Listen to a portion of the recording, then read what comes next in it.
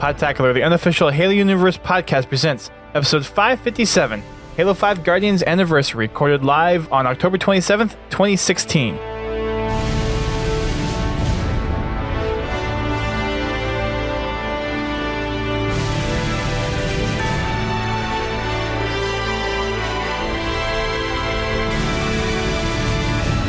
Hello everyone, welcome to Podtacular, the unofficial Halo Universe podcast. I'm your host, Duststorm.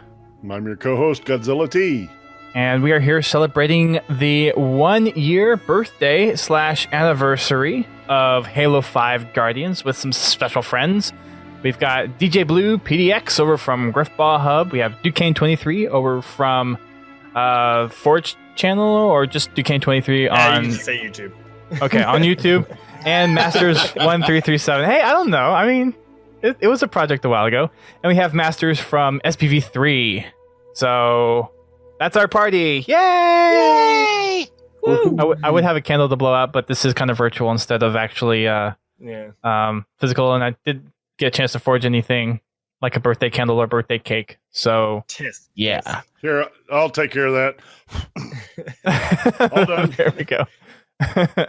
All right, so we're actually doing something a little special for this anniversary stream. We actually have a game lobby going up. So if you are on the live stream following us, we have video, we have gameplay that's going to be happening, and we also have an open lobby. So if anyone's listening to us on Twitch right now, feel free to join in on our game. You can find Pod Duststorm with appropriate spaces, and you'll be able to jump on in, and we'll be playing custom games throughout the night as we're podcasting.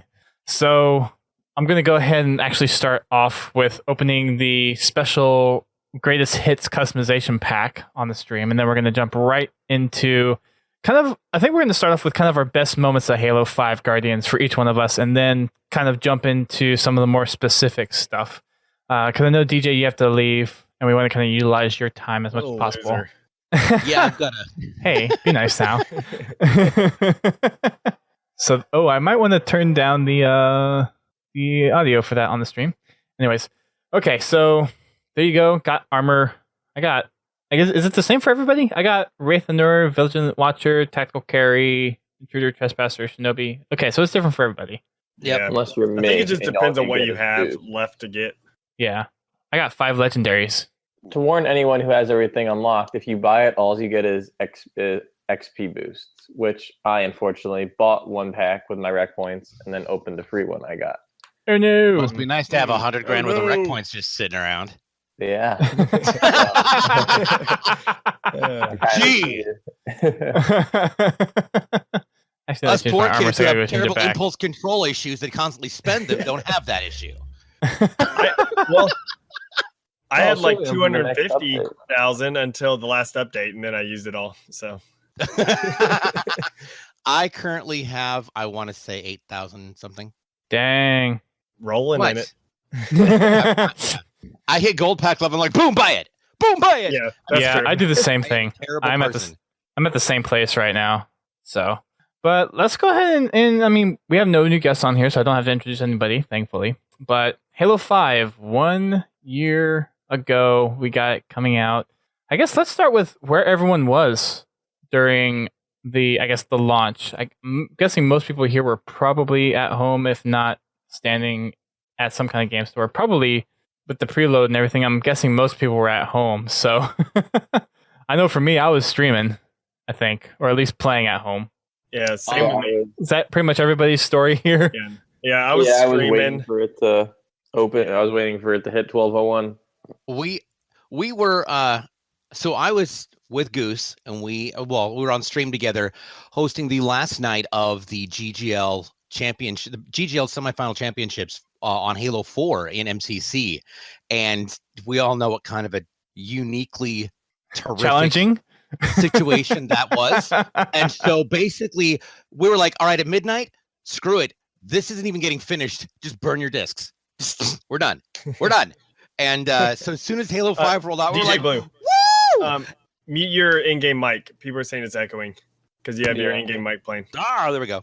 There I you go. said, so yeah, I was super excited because, Halo 5 came out, and then we got it. We get to play it. And we realized, well, crap. There's no Griff ball. There's no Griff ball. Yeah. All right, we'll Or get it. gravity hammer. We'll get it.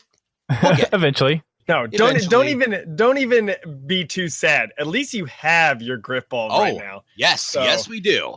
You know, And I'm super excited about it. Let me tell you, because it's hilariously awesome to just be amazing at only one aspect of a video game.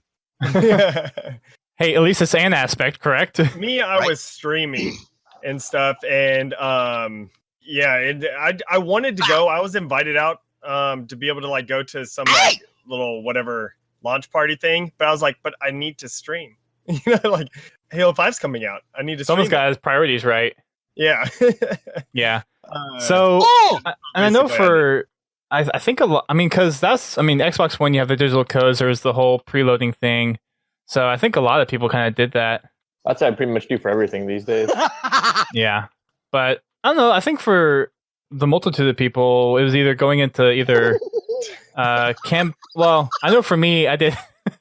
And for those listening to us after the fact, like I said before, we're actually playing Halo 5 at the same time we're recording this, so you'll hear some cackles from people and what the hells and everything. So that is to be expected during this show. So what I was getting to was, for me, thanks, DJ. I'm sorry. For me, I started with campaign and doing actually the media stream beforehand. And I think for a few people that had the game beforehand, they kind of did the campaign during like the media window, and then kind of did multiplayer when everyone else had it. But what did you guys start out on? I'm guessing, Duquesne, you were probably like multiplayer. I don't remember. It's been that long. Yeah, I probably went Forge first. There was no But Forge wasn't available. Oh yeah, there wasn't Forge, so never mind. Oh my gosh. All right, hold on. We're not getting into the negatives yet. Yeah, we're not quite there yet. But yeah. Oh, wow. Man, that was a long time ago.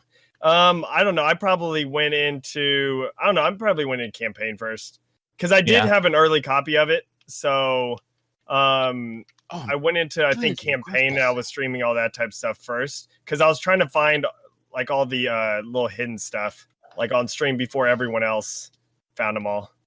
So, yeah, all the little Easter eggs and all that fun stuff. Yeah. There's a lot of people doing that too. I'm going to follow Duquesne's lead and make stuff up and say I went to go play Big Team Battle. Yeah, there you go. actually, if you wanna make jokes, I did actually play Big Team Battle, but I also played at 343 before release. Not everyone's that special, Duquesne. Very special. Well, I played Halo 5 even earlier than that during the public beta. Oh, well, aren't you hot stuff? Well, I played even earlier than that with a media preview. Oh, snap. I've still played more campaign than all of you combined, so whatever. No, but to be realistic about it, I actually, for the first time ever for a Halo game, jumped into co-op with a buddy on Legendary for the launch, which was not a good idea because it was also since Halo 3, I've always played every campaign through start to finish at launch. With Halo 2 being the only exception. Well, and 1 because I didn't have an Xbox at launch. But 3, ODST, 4, Reach, Halo Wars, which I had to get the following morning. I played through all those campaigns in one sittings. But yeah, I ended up not doing that for 5 and taking a nap and going to finish it later. Switching to Heroic about halfway through. So do you guys start on Heroic or Legendary whenever you do your campaign runs? I always do Heroic. What? Seriously? Yeah, I play Halo for fun, and the very first time I played, I'm not going to sit there and try to be hardcore and not die.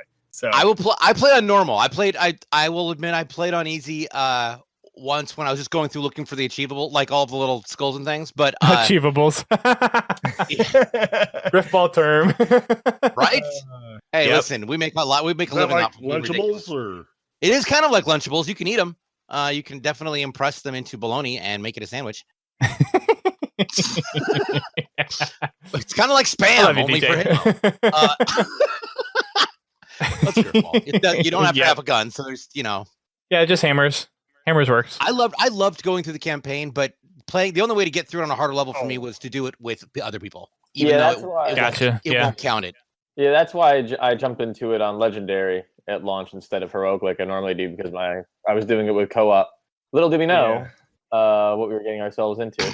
Yeah, how many co-op did you do? 2, 3, 4 player? No, just 2 people.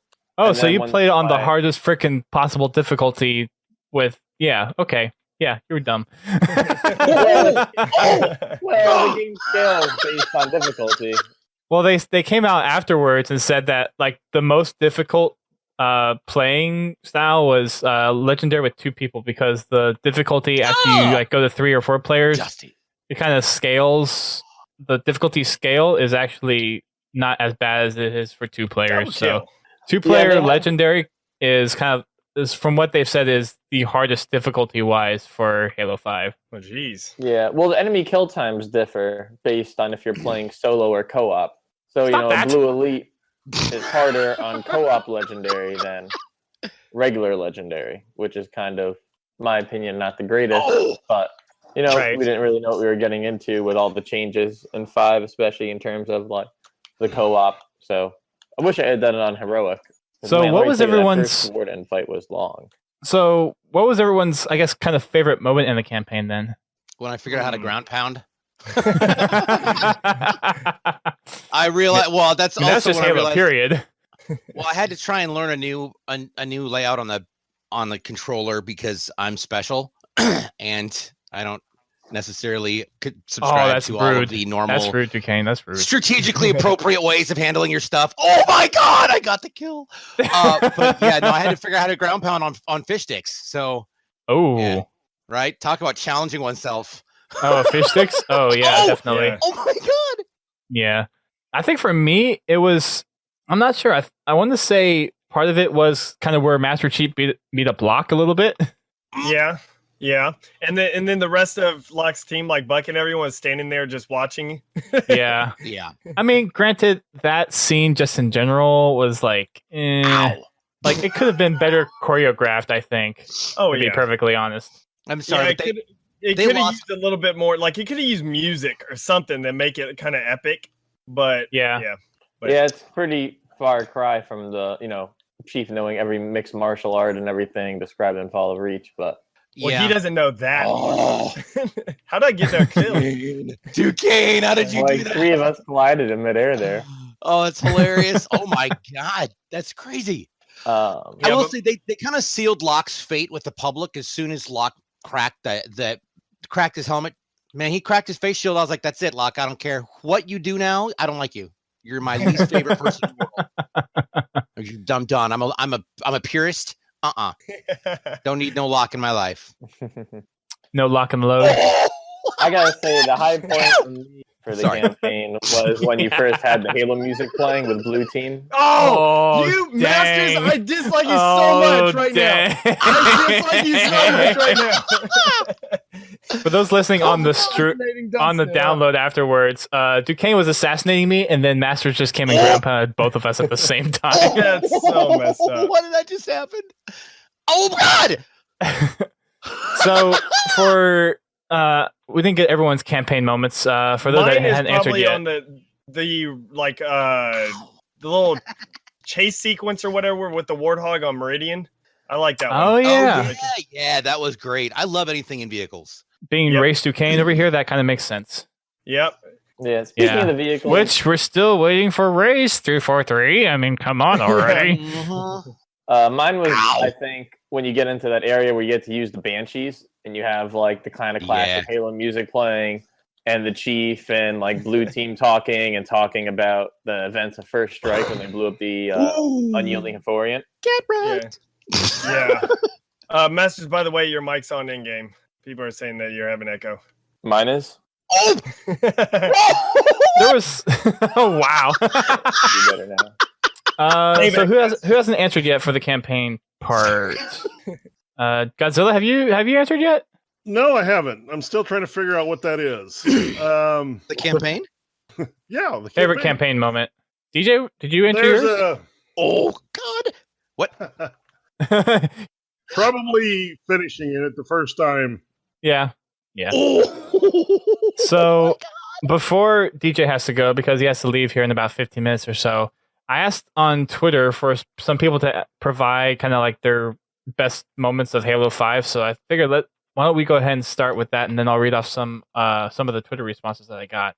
So best moment from Halo 5 so far. And if I need to start, I can. Yeah. Whoever wants to shout it out first. My first Killionaire in Griffball was definitely a highlight.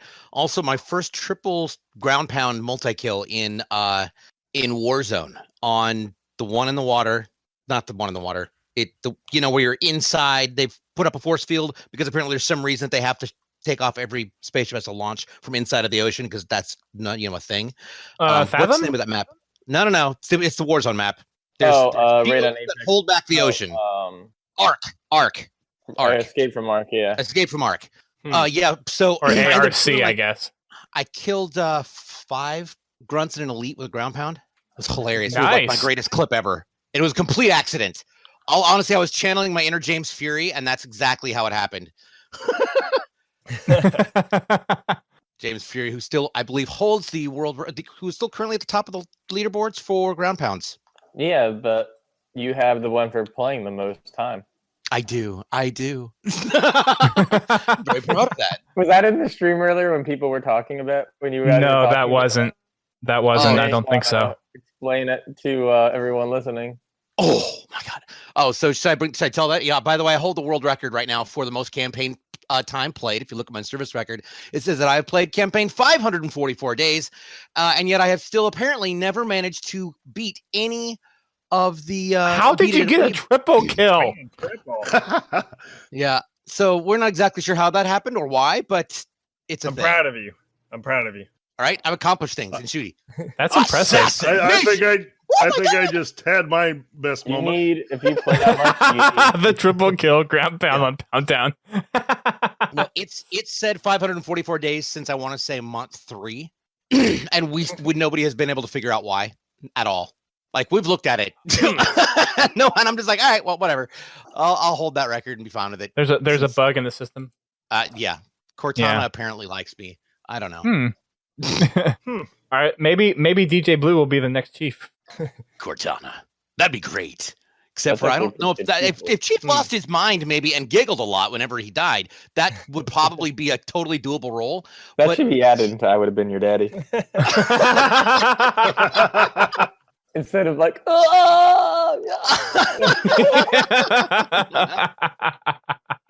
like there should be some sort of an alternate moment when he loses his mind for just a couple rounds, and you've got to deal with him having issues, and that would then I can come in and just be completely bizarre, unusual.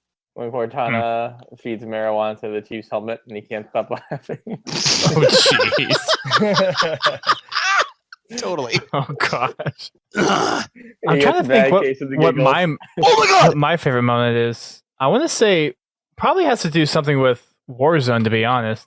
What was the one Warzone mode that they had out a while ago? Was it Super Warzone where you got all the wrecks unlocked super quickly? Yeah. All the wreck levels? Oh, that was great. Turbo was awesome. Yeah, that was it. Warzone Turbo. That was a lot of fun. Yeah, I never got to play it enough. It's a good way to go through a lot of wreck. Yeah. I wish they would bring it back, actually. Because it's a lot of fun. Firefight. Turbo Firefight. Oh, God. Yeah, good. That would be so epic. That would be crazy. It'd be so epic. Like bosses every round or something. Oh, God. I know Duquesne's waiting for his race. I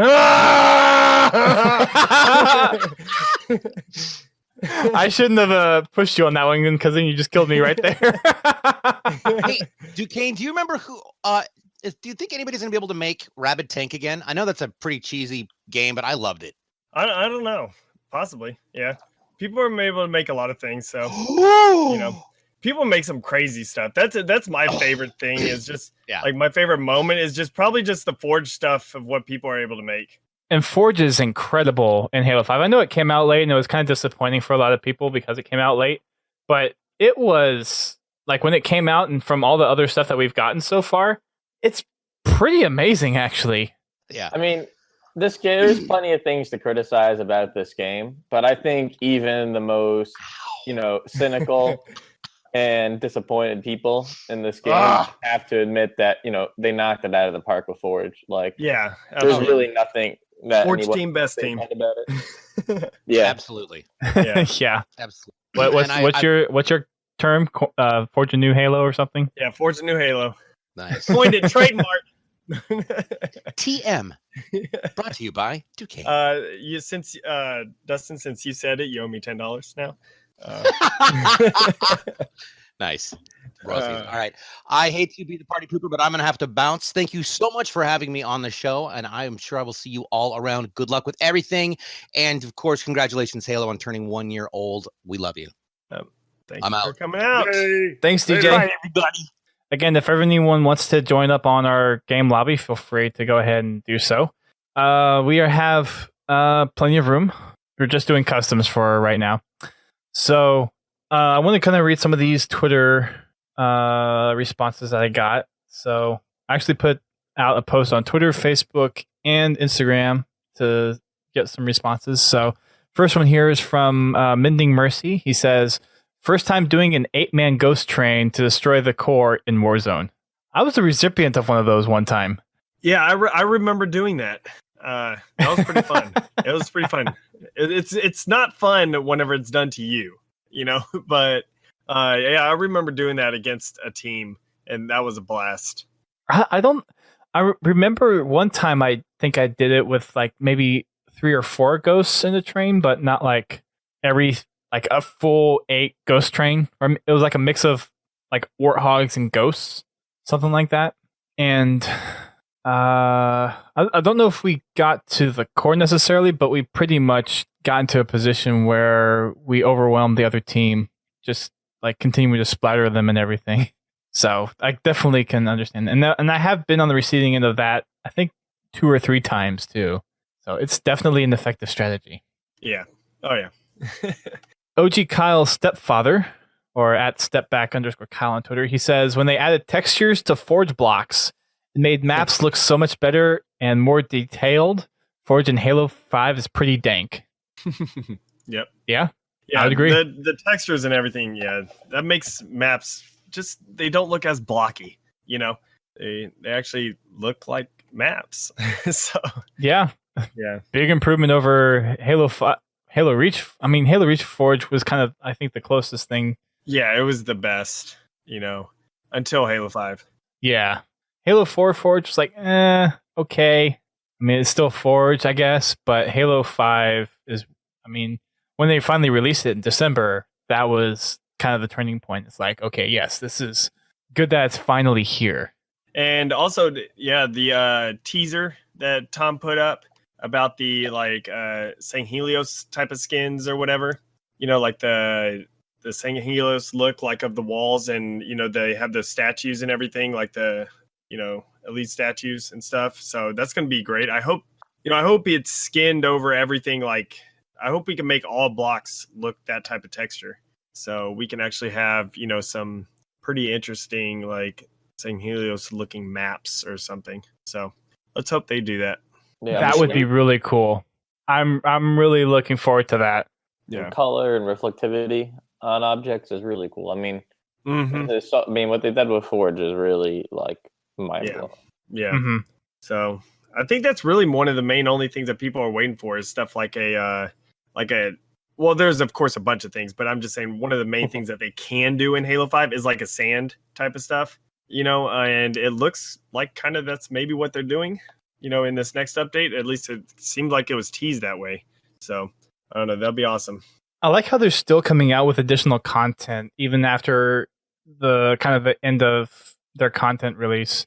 And with Forge, and like they don't even have to add too much new stuff to Forge. I think as long as they keep adding new things to Forge, people are going to make the really cool aesthetic maps. And then you also have the prefabs, which there are some pretty awesome prefabs out there. Yeah, there's incredible stuff that people have made. Like currently right now, well, I need to come out with a video.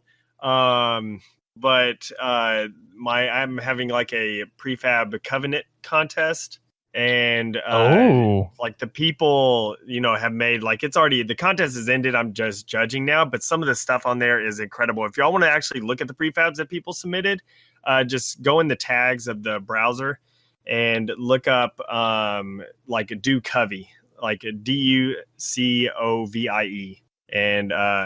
and you can see like all the stuff people have made on there. It's incredible. Some of the stuff people have made are insane. So Like someone made the entire on my contest it's like has a requirement of it has to be smaller than a 256 by 256 block, and but someone remade the entire room from Halo CE like that the Covenant like where it has all the like the drop ship and everything inside, and like the hunters are on the ground floor, like you walk through in Halo 1, the hangar bay. There you go. So yeah, someone totally remade that, and it looks incredible. What is this? It's beer pong. Don't move forward. It's beer pong. Oh, y'all are hitting buttons. Y'all are cheating. I don't know how to use it. What are the buttons do? Yeah, y'all hit the buttons. What you're supposed to do is there's one person, Godzilla, Todd, you're the one over there. You're supposed to throw it into one of our cups. Yeah. And then whichever cup it lands in, then that's what button y'all press over on the right side. We're gonna restart. So the cup disappears. I didn't really think of like, okay, this is like we should have been able to like rotate around throwing the ball, but yeah, for those that are not in the podcast, it might not make sense. So yeah, we'll do something else. Yeah, this one's extremely complicated. It's better a 1v1. Exactly, yeah.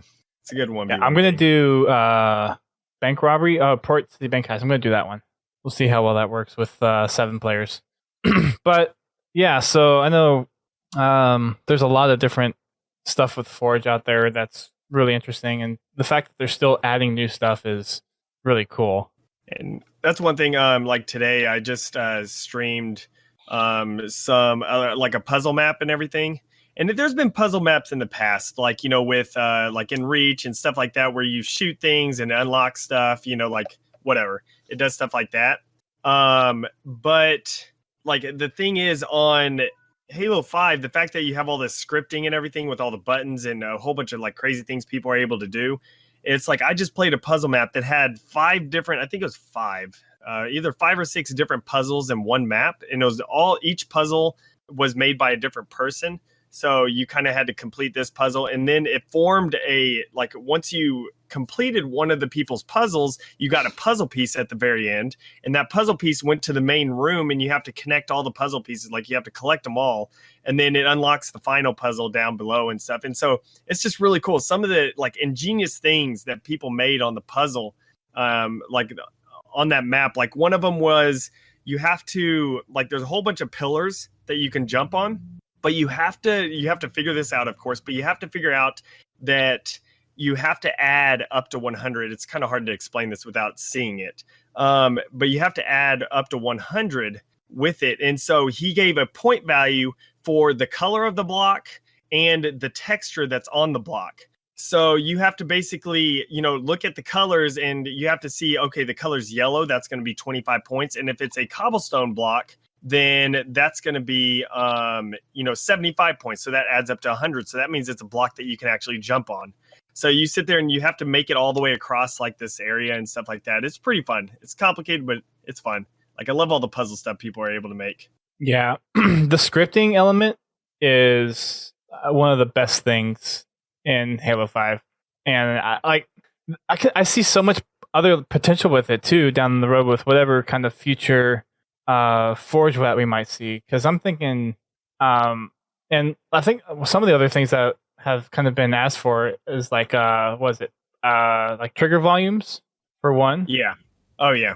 Like whenever you walk through a certain area and it has a trigger, so instead of interacting with an object, you actually have a like instead of hitting a switch, you just walk through or interact with something. Yeah, and there's a complicated way of doing trigger volumes, except it's really complicated. Well, now that they have it on the PC and they want to, branch it out there's no reason why they, probably wouldn't want to give Forge on the PC some exclusive features, which they've already done, just in terms of navigating, the menus and placing objects. Yeah. Giving players the real like Halo script and Lua scripts, which is what, what they do, could open up to some interesting stuff. Yep. I know with the Halo Forge on PC, like they don't want to necessarily make that like its own thing, like because they want to be able to make sure everyone that's like who's playing, on Xbox can play everything the same that's on PC. Oh, I mean they could, but you get the PC players getting extra tools to do more stuff in Forge, which is like kind of what's already going on, but only like through the interface and being able to move objects. Yeah.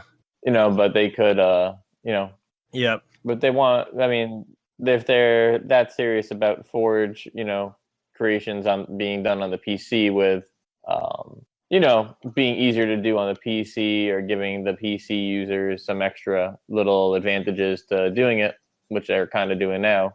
Mm-hmm. It'd be cool to see that branched out upon. And I think with Halo 6, we might see some cool new additions to it as well. There's a lot of different things that, we've seen just from Halo 5 that they've been able to add into it. And, one of the big things I think that's kind of a huge milestone if you look at it is just the fact that any Forge piece that they add works on any map. That to me was probably one of the most progressive steps. Yeah, it's pretty cool.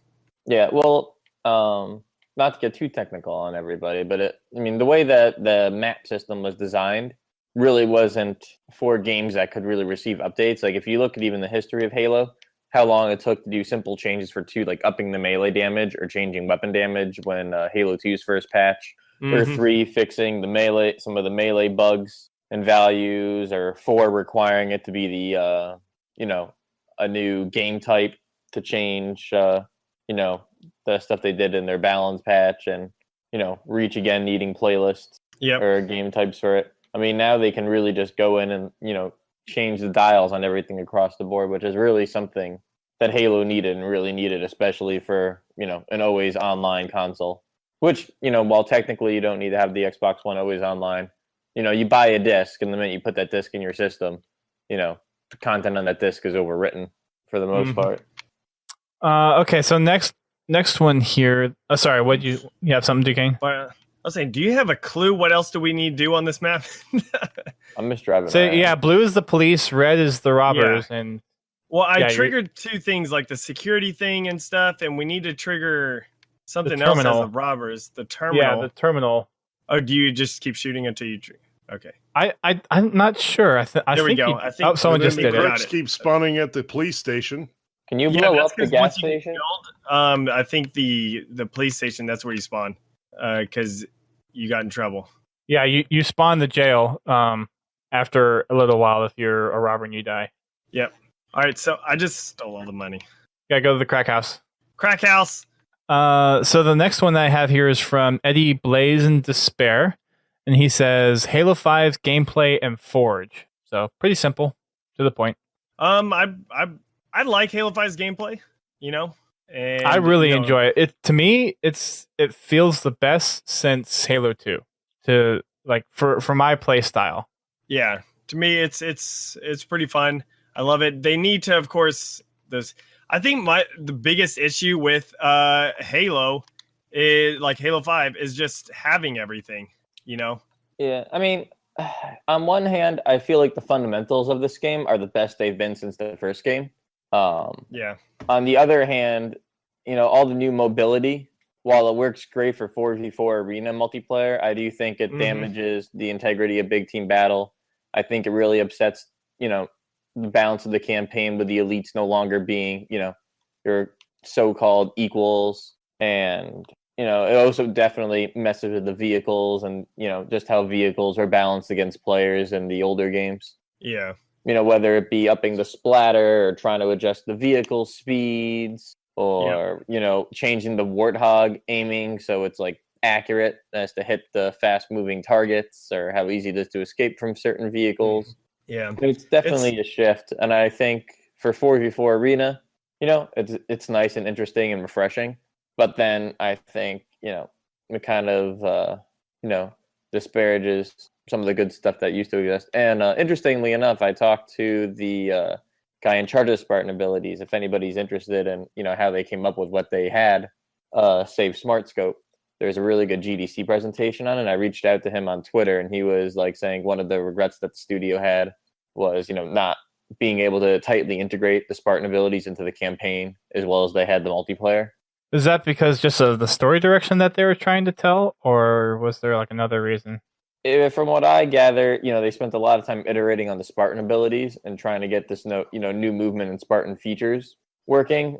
And as far as designing the campaign enemies, they didn't really get to do much of them. Like the knights and the hunters can be stunned as well as the warded by Spartan charges and those types of things. But when you go up against an elite, they're pushovers compared to what they were before because you have all these new superpowers.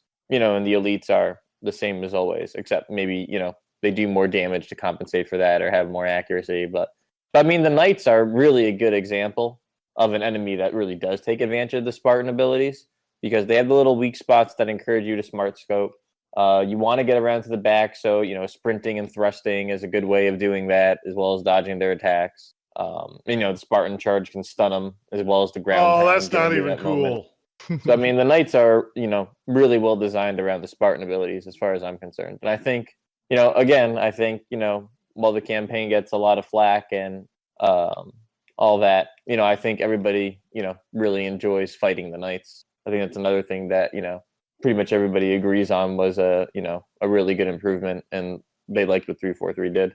Mm-hmm. Well, overall, I think the enemies were really well fleshed out with this one, and honestly, the weapons too. Like they revamped the Promethean weapons, and they feel like they kind of fit in with the other different styles with the Covenant weapons and the UNSC weapons. Yeah, in some ways, I feel they did it. In some ways, I still feel they're a little bit too human-y, mainly with the ammo and stuff. But they kind of had a cool idea with, plasma weapons are good versus shields, and now Promethean weapons are good versus armor, whether it be vehicles or other Prometheans. So it's cool that they kind of worked in a dynamic like that. Well, I don't think anybody really knew what their function was other than to have like dual modes in Halo 4. The next one here is from Pins Halo. Hi, Pins. He says, while not the strongest, I did like the story in Halo 5. Gameplay is solid, and the movement is amazing as well. And I would agree, except for the tank. The tank is hard to drive. Yeah, it has I really am annoyed with them redesigning the tank controls every time they release a new game. Yeah, it has weird movement and stuff on it. And I really haven't had problems with tank controls on any game previously, to be honest. But for some reason, Halo 5, with how they did it, and I'm not sure what exactly they did to make it feel so wonky, but it's just difficult to use. Yeah, there's a lot of times like whenever you're trying to go forward and you start going backwards. Like even though like it has to do with like the direction and everything, but it's still it's just like what you said, it's just wonky. Yeah. Yeah, it was that's my biggest gripe with as far as movement is concerned. But yeah, personally on the story, like I don't mind the story itself of everything, but it wasn't done well, to me. Like it wasn't done very well. But I think the story itself and especially now that it's come out since the new whatever book or something, it came out. Fractures? Or Tales from Slip Space, one of the two. I know someone, they posted a screenshot of it and everything. But basically, like, this is just warning. Spoiler, I guess, whatever. Yeah. For spoiler, click off for a second or mute just for a second. It's no, I personally don't really think it's that much of a spoiler, but but basically though, like Cortana, this is just like one of Cortana's rampant parts. That whenever she split herself, in Halo 4, this is a piece of her that was split.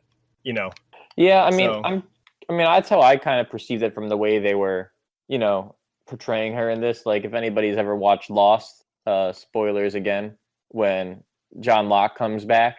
And he's the smoke monster. Yeah. And he's like, it looks like him, it sounds like him, it talks like him, but the ideas and motivations aren't him anymore. That's how I always kind of perceive Cortana, in that, like, Cortana's gone. This isn't Cortana, despite what this thing has taken and parades around like her. Yeah. And I think if they would have explained that though in Halo 5, I think people would have received at least a little bit better. But it's like what I said, people, they didn't really explain very well, like a lot of the stuff in Halo 5 story. So, well, I feel like part of it is also kind of like Bungie did after Halo 2, where they had Halo 2 got some backlash for its story, some justifiable and some, just because people felt they were misrepresented in what they were buying. Not unlike this game.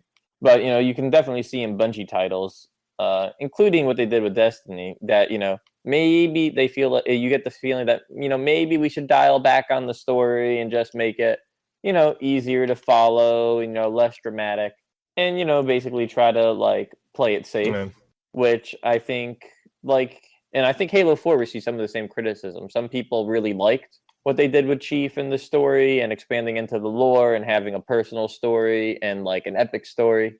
But I think it definitely feels like in this, like they were trying to, step away from back. I don't think any camp really walked away happy.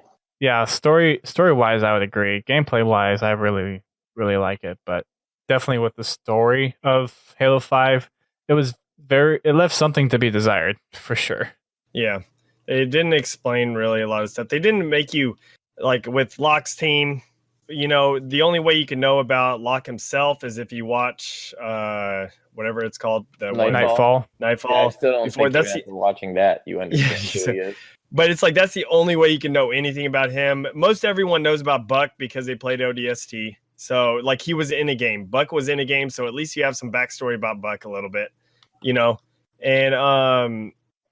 and like really, Vale and Tanaka don't even have a clue. Yeah, even reading the book where they return to the Ark. That's where the problem is, reading. Even reading that, you don't get a good sense of why you should really like her. Yeah, they should never have a character specifically coming. Like the only backstory you ever get is from reading. Going with who they are, just because people like myself, I'm not going to read the books. I don't like reading, and stuff. So I don't read any books. I just play the games.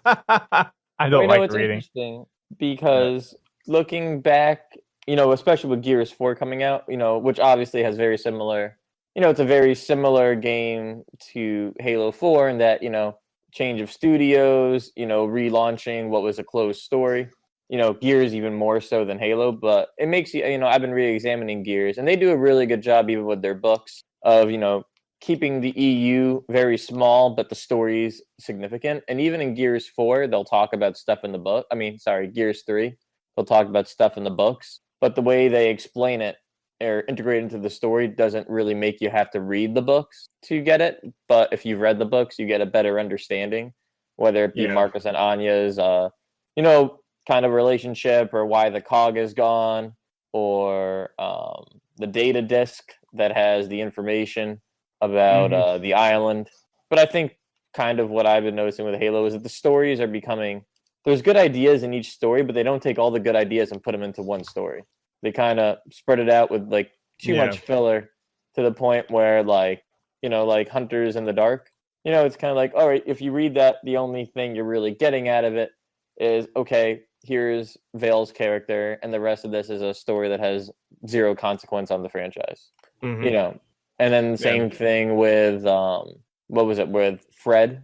Yeah. Where it was like, all right, here you get to know Fred a little bit better. But if they had done those stories of like, Fred and Blue Team going with Vale to the Ark, you could do something I think a lot more interesting if all the good ideas and the, kind of the tentpole reasons that you're going to read these stories were all, they found a way to put them all together. Well, and the other thing too is that, like, if you look at some of these stories too, some of them work well in the narrative versus some of them may or may not kind of fit into a game. And we're still following the Chief in the game so far. We're still doing Chief's saga, as I think they're kind of calling it, or Chief's legacy. But it's definitely a hard line to walk. I mean, you get so many ideas, and I mean, I don't know. There's a lot of stuff that I think they could have done definitely better with the campaign. I think a lot of their push with trying to get Locke as the main character was a downfall and a detriment to the story, because we only had 3 missions with Blue Team in it, and of course, that's what everyone really wanted to play. And I would have been fine if it was split half and half between like Locke or like Fireteam Osiris and Blue Team, like they did with Halo 2 with Chief and Arbiter. That would have been fine for me. I would have probably enjoyed that. But the fact that they focused so much on Osiris and really didn't focus on Blue Team that much was that's what I was interested in, because we never got Blue Team. Like, it's always just been Chief. Like, that's all we've been playing, and now he has his team. and stuff. And so it's like that's what I want to play as. That's where the story. I want to be able to learn more about Blue Team, and stuff. So yeah. Well, then there's the really baffling stuff, like when he finds Cortana and no one asks him anything, and Kelly's like, "I thought she was dead. Like, what do you think happened?" And Chief's like, "I don't want to talk about it." It's like that's where I get the impression it was kind of like, well, let's not do too much story because people will get confused, but we already kind of have this game planned out where we need to have a lot of story. I mean, it feels very schizophrenic, like it was trying to please too many people and, doesn't really satisfy anyone. yeah, I kind of equivalent it to almost like the Windows 8, Oh, where it's kind of jeez. like, well, let's appeal to these people who want something completely different than these people, and mix it all together, and then no one walks away happy.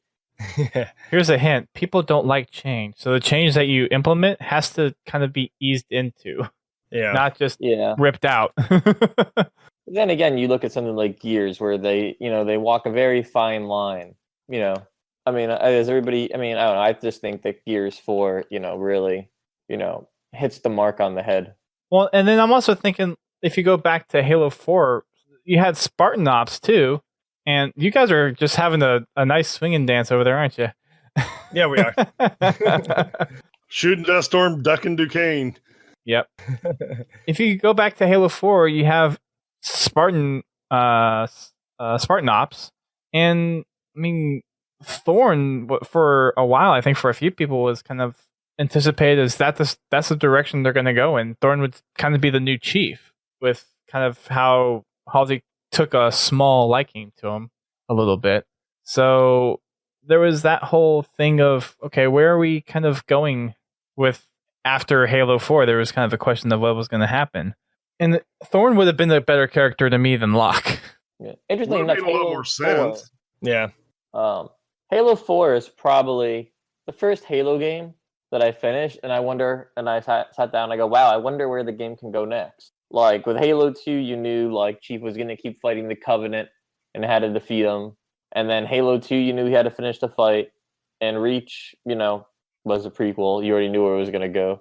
ODST, you kind of knew this was just like one little thing in the grand scheme of things.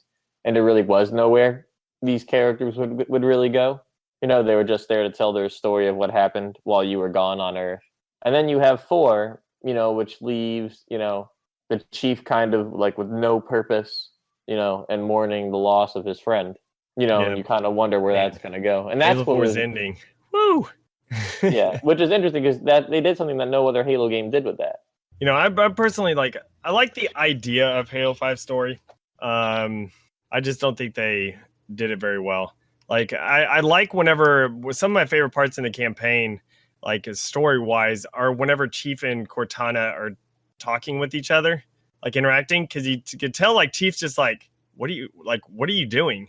Like, why are you doing this? Like he's, kind of like heartbroken in a way and stuff. And so I kind of like those moments, but they just don't do a very good job of, explaining everything else. And I don't know, just wrapping everything together in the story. My favorite part probably of the campaign, at least Chief and Cortana, is when he finds her and he's like, you don't have to like do this. There's still time to stop it. And she's like, no. And you can kind of hear like, for a guy who's been stoic, even in Halo 4, he was stoic. And even when he was sad, you never really hear the Chief plead or, almost beg, which was, and even in the books, you don't have that either, which I thought was, really good. And I like seeing that level of the character. Yeah. All right. Next one that we have here is from Blue Cat, which I think she might be in the chat. I'm not sure. She says, when I finally finished Halo 5 on Heroic, solo, big accomplished for me. Mm-hmm. So yeah, solo, Heroic. Yeah, I don't think I've ever, I haven't even finished it on Legendary, so. Going in on Legendary solo now is a world of difference between what it was at launch. Yeah, they've done the little tweaks and modifications to the difficulties since then. Yeah, well, I mean, the biggest thing that I really took away from it after playing through the patch, I made sure to play a bunch before the patch and then after the patch because I really wanted to, get a feel for what they were doing. But when you play it now with the patch, Really? you definitely are encouraged to use Spartan abilities so much more and kind of run around and dart and be more mobile rather than kind of the Call of Duty-ish style of pop and shoot, which kind of I think slowed down the game at launch. I mean, for a game where you have all these abilities and are supposed to run around and stuff, it didn't really do a good job encouraging it when you were terrified of getting your head blown off and hiding behind cover and popping out with smart scope, which the patch does address when you play Legendary solo. Okay, that's good. Yeah, I don't think I've actually done. What did I? I think I don't know if I did Legendary solo all the way through or not. I'm not sure. I didn't. I need to, but I don't know. To me, I don't really care too much about it. Like playing Legendary, just because it's too much stress. Oh, that didn't do 3 rounds like I was supposed to. Interesting. There's kind of a difference that people start to express about elements of this Halo game. It's something we never really saw, I feel, with other games. Or maybe I'm just noticing it for the first time. I'm curious what you guys think. But I notice a lot more people being indifferent to getting stuff done or trying to challenge themselves with it or wanting to explore. I mean, is it just me that's noticing it, or is this like an actual thing that's been like you guys have observed among yourselves and your group of friends? I don't know. I didn't really play through it with that in mind, so I'm not exactly sure. I want to say, I guess maybe since I would have to probably ask someone that hasn't played as much, because I mean, once you play enough Halo, you kind of know how to look for things and how to navigate things. You have the sense of like what you're actually supposed to go and look for and everything. So I don't know if that's a great question for us. Yeah, but I get what you mean with their idea of trying to have it be a little more exploratory. I think I don't know. Like I don't think it felt that exploratory, really. At least for me. Like it seemed like there was, because they mentioned the whole thing, like you'll be able to choose your different path, and for those that do speed runs, you'll be able to find optimal paths and everything. And I get that a little bit from the speedrunning perspective, but I didn't really get the sense that there was lots of ways to explore the area for the most part. Yeah, on a lot of stuff, I do see that they had a lot of like different pathways, but to me, the campaign felt very, to me, it felt narrow. I mean, I think the way you have to get through places kind of does that, especially how there's only one way to enter. Yeah, for me, compared a great to example that's something I think that's good is you look at Halo 3's. Halo 3's campaign, even whatever you feel about the campaign or the game or whatever, I feel like that was a very open. There's a lot of like vehicle battles, like there's the Scarab stuff, like where the Scarab would come popping down, over a building, and then you would have to sit there and drive around this huge open area and shoot at it and stuff. There's also that one part where there's 2 Scarabs that drop down in the snow area. Like everything was extremely open. It seemed like a lot more than what Halo 5's to me was. So yeah, I think the switch, or the drive to hit 60 FPS, hurt it. I know people complain about split screen co-op and things of that nature, but I think the real loss is trying to render double the amount of stuff while still trying to double everything that people already wanted to do. I think they would be able to do it now if they, since they would have more time with everything. Well, no, not even just with Scorpio. I just think they would, because Halo 5 was in the early, basically kind of the early life, I feel, of the Xbox One. And so like you look at things like, the beginning of, like you look at Halo 2 on the 360. It was on the 360, right? I don't know. It was on the original Xbox. Halo 3. Fine, then Halo 3 on 360. And then you look at Halo 4 on, the 360, which they're drastically, like you could really tell with at least the console, they've, Halo 4 looks like a next gen game. Halo really 2 like arguably looks bumped better it up, really like bumped up to me. So maybe, eventually, which I know Game Cheat has been able to do things on there that 343 kind of has said that like the offline Forge mode, Game Cheat basically has made that happen with the PC version. So some of those things you're like, well, is it really? Was it just y'all said it wasn't possible just because y'all didn't necessarily have the time to be able to work on it, or something, or Game Cheat will probably be mad at me for saying this, but just because you can do something in a video, and I mean this happens in the with the Halo 1 engine where someone does like AI weapon swapping or weapons on the backpack, just because you can make it happen doesn't mean that it's gonna it's realistically good to have as a feature, fully fleshed out and for everyone to use. Showing something as a concept is different than he's having doing it as a fully he's doing product. an app and everything, which I think is a great app. Like he's basically has spawning AI and all that type of stuff, which the AI is still very rough, which he even admits that it's extremely rough, the AI. And but it's like the app, he's able to do all this stuff. Oh shoot, there we go. Nice save. He's able to do all this stuff that people didn't think was really possible and everything. So well, I mean, I don't know. It's just but it's not real. I mean, I can't speak because I haven't really played with all of it. But there's many times where you can do something, but it's not robust enough to really be viable long term for people to really mess with. Yeah, sure, the AI may work, but you place the wrong object in the wrong place, and everything goes to hell. And you're about to push me off. I'm slowly making it happen. I just jumped. Wow! Oh, there we go. You got it. You got it. But one thing that a lot of people need to remember, though, is time and money on a lot of things. Everything costs money and for them to work on. And so they may not have, which Forge came out late because they didn't have the time to, do it, like to finish it, in time for the release and stuff. And so like everything is time and money. So if all this stuff, like it makes me think like split screen and things like that probably is possible. It's just time and money. They may not have just had the time to be able to make it work. Yeah, well, I heard something about the split screen. This is all stuff that kind of came out when people started digging through the Forge PC code and files, but something with the real reason split screen not being there is because of the way that they localize players with the dedicated servers. I forget the exact details, but it had more to do with the way they were trying to do stuff with dedicated servers. Yeah, which I know that's like why I talked to the people that did the what is it called, the like the party count, like in the lobby and stuff, like the people who controls that, and they said that it's easily possible to make a cap, like so you can cap it at 16. I'm like, well, why haven't y'all done that yet? Like make it cap so you can't invite like a ton of people and stuff. Like you can't invite more than 16 people because that's annoying.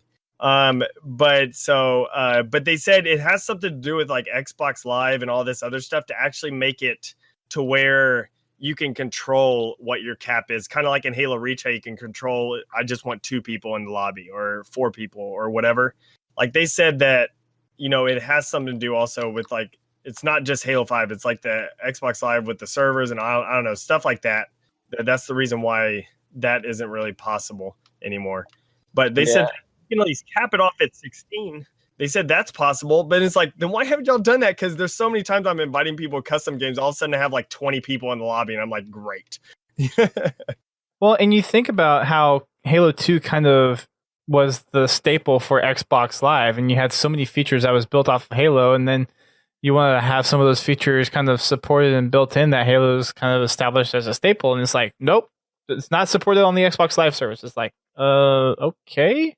Yeah. I mean, granted, it's like tooting my own horn here. It's like, because it's Halo and all, but still, it's one of those things where you'd think something like that would be game specific over service specific. Yeah, exactly. And so that's why I'm always a little bit like iffy on whenever they say something like that, just because, I just don't like, it's like, is that really the reason, or is it just because time and money, Well, a lot more stuff with like Halo 2 and even 3, Xbox Live was still a growing platform, where stuff was more of like, well, you guys, we give you the networking capabilities and, you guys make your game and do all this and do all that. And now it's more like, well, here's a bunch of tools that are system support so you can easily plug into them, to save, time and money. But of course, then you're at the mercy of, what the Xbox supports, or you have to do it your own. Is obviously as things get more and more complicated, and there's more and more. There's a lot of things whenever I was there at 343 that like I basically whoops, Duststorm, I accidentally pushed you off. I was trying to help you push the blue guy. So it's all right. It was the one. There's like one deal, the vehicle guy that like some of the people that controls like vehicles and stuff. I talked to them also while I was there, and like, oh my gosh, it was even worse than what it is currently. Like the Warthog, how like front heavy it is, like where you go off of something and you can really like nosedive. It was terrible whenever I went to 343 and like tested out Forge and stuff. Like, I mean, it was, you nosedived like ridiculously whenever you first went off of a jump. And like we were talking to them about that, and they talked about how stuff like, you know, it's like how the axles and everything like that is on there, like that, how they have the weight balances and stuff. And it's like, could y'all just make it to how Halo 4's was? Because Halo 4's vehicles was at least pretty good, you know, like off of handling wise. Because I feel like, to me, like driving this around right here and playing in this game, it feels weird trying to like turn sharp with a Mongoose and stuff. Like it doesn't feel as fluid as what it did in the past, you know, with other games and stuff. So I don't know. Yeah, well, I mean, I think, and this is another thing that I kind of, you know, I've always liked about Gears, is that Gears has always been very iterative with what it does in its sequels, while Halo really likes to change everything. I know 343 gets a lot of flack for, you know, they changed so much in Halo 4 and 5 from the old games. But, you know, you look back even to the days of Halo 2, where there were literally websites about Halo 2 sucks and LAN parties that would only do Halo 1. That's how it is with every game, though. You wait till Halo 6 releases, people will start talking good about Halo 5. Well, that's how it is with every Halo game, it feels. Every Halo game is very divisive. Yeah. You know, and 3 alienated a lot of people from 2, but dropped some people in from 1. And then a lot of people, you know, dropped off of Reach, but it had a very, you know, enthusiastic, you know, casual crowd.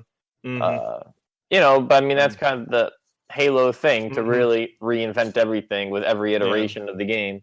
You know, and undoubtedly you'll lose people as you do that, you're always compared to Gears, where, you know, I think the general consensus is that every Gears game really does a good job of, you know, looking, you know, adding things that people complained about in the previous one and doing lots of new stuff, you know, and that's, you know, I think Gears has a much better job of respecting its predecessors and improving on them. Like, even like you look at Gears weapons like the Lancer, the Snub Pistol, the Gnasher, like those are weapons that have existed for, what is it now, 11 years with, you know, almost zero changes. Yeah. And that's one thing that I really do enjoy that they changed, at least with the vehicles, is the fact that you can control vehicles in midair now. I love that ability. Although, ever since they made it, like the Mongoose is originally, if you just tap something on the ground that's sticking up out of the ground, you go flying. And like, I mean, it's ridiculous. So they basically kind of weighed down the Mongoose, you know, like a little bit, like they added more weight to it so it doesn't, you know, go flying if it hits a bump. But that also affected the vehicle like control in the air. So now you're not able to control vehicles as well in the air as what you did on the initial release of Halo 5, which I love the initial release of Halo 5 controlling on vehicles like in the air. Because I mean, you can just like on one of my maps, my very first racetrack I made, which was Cliffside Mine, I did like a triple backflip off of one of the jumps, and it was just so much fun to be able to do stuff like that. But now you can't really do nearly as much, you know, like fun stuff and everything like that. I was going to bring that up because the whole thing that they changed the physics of the vehicles and it broke some of the different racing maps that people had made. Yes. Oh my gosh. There's a lot of stuff because vehicles no longer jump as far. Whenever they made that update, vehicles didn't jump as far off of jumps. So, you know, people had to adjust all the ramps for it.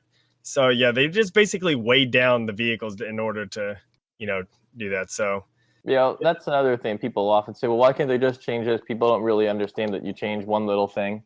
Yeah, like, especially with SPV3 event, people are like, oh, well, can you like give the Marines like a little bit more health, or, you know, adjust this or adjust that? I'm like, well, you know, I adjust, you know, how good the Marines are, then I have to test, you know, about 40 encounters to make sure that, you know, it still plays out like it should. Yeah. Or, you know, can't you make the Chief a little bit faster? And it's like, well, if I make the Chief a little bit faster, then he's able to dodge enemy weapons better, and then every enemy's effectiveness versus the player gets altered. Yeah. So I was kind of surprised when they did do that, and just say, okay, vehicles are a little bit different now, because there was no way that wasn't going to break stuff. And I assume they tested it in the campaign in their stock maps. Yeah. And that was it. Yeah.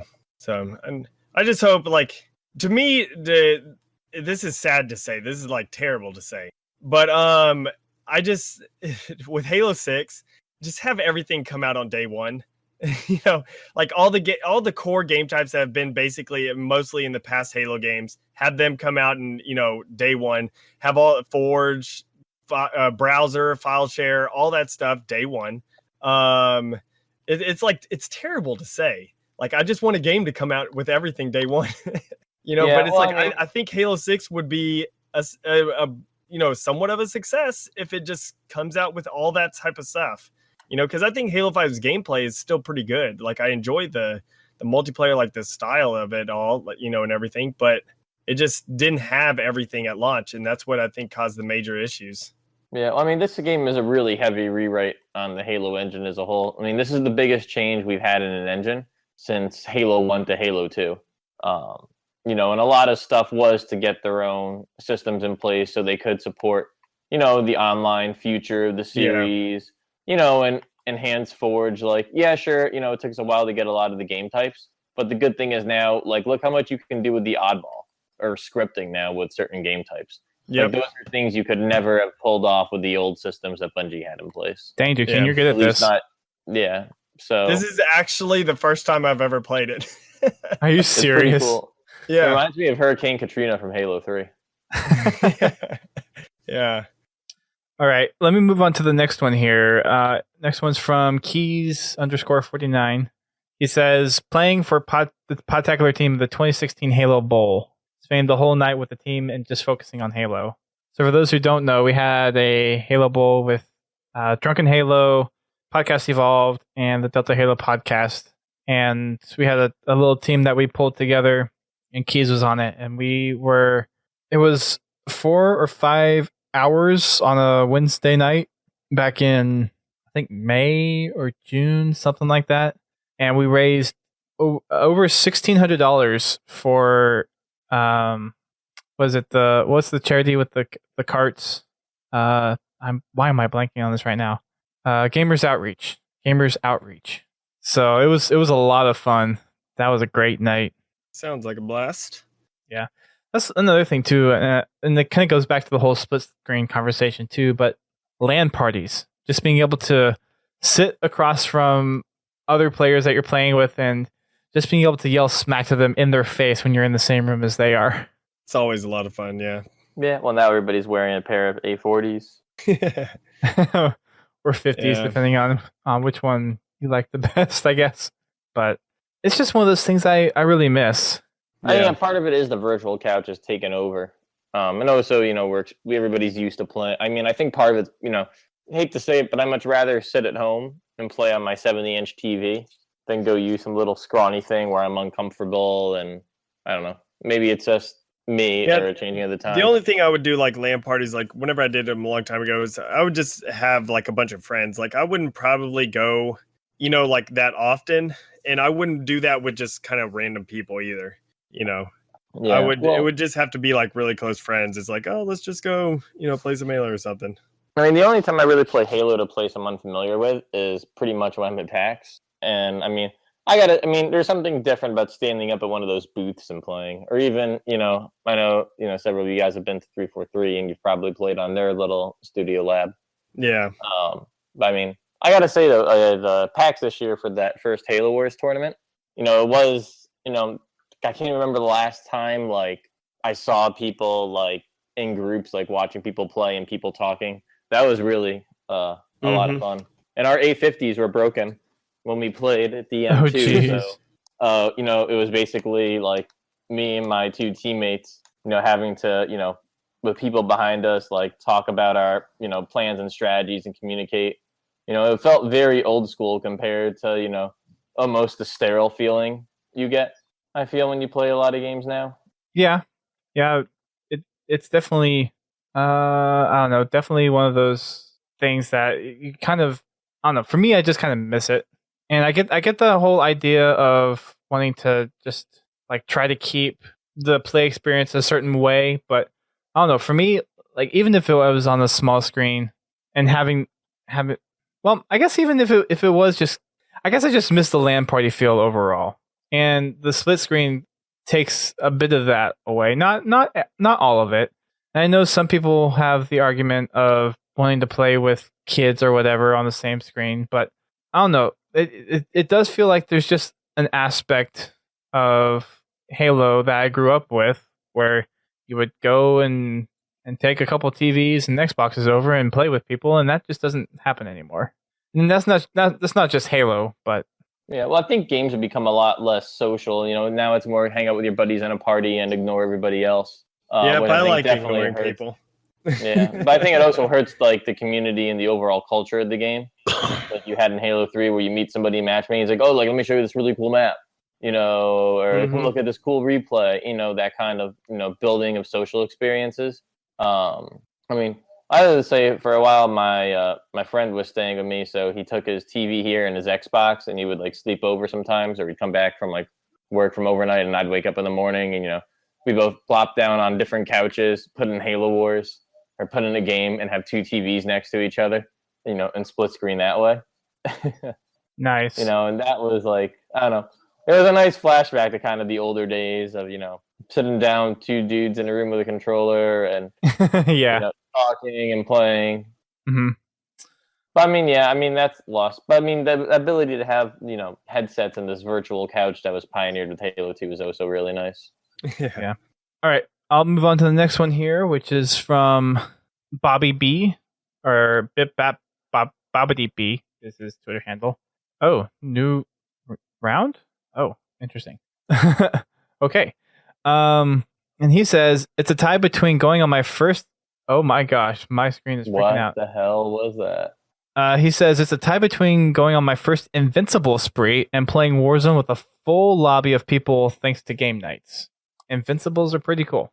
Was that 35 for Halo 5? Is that right?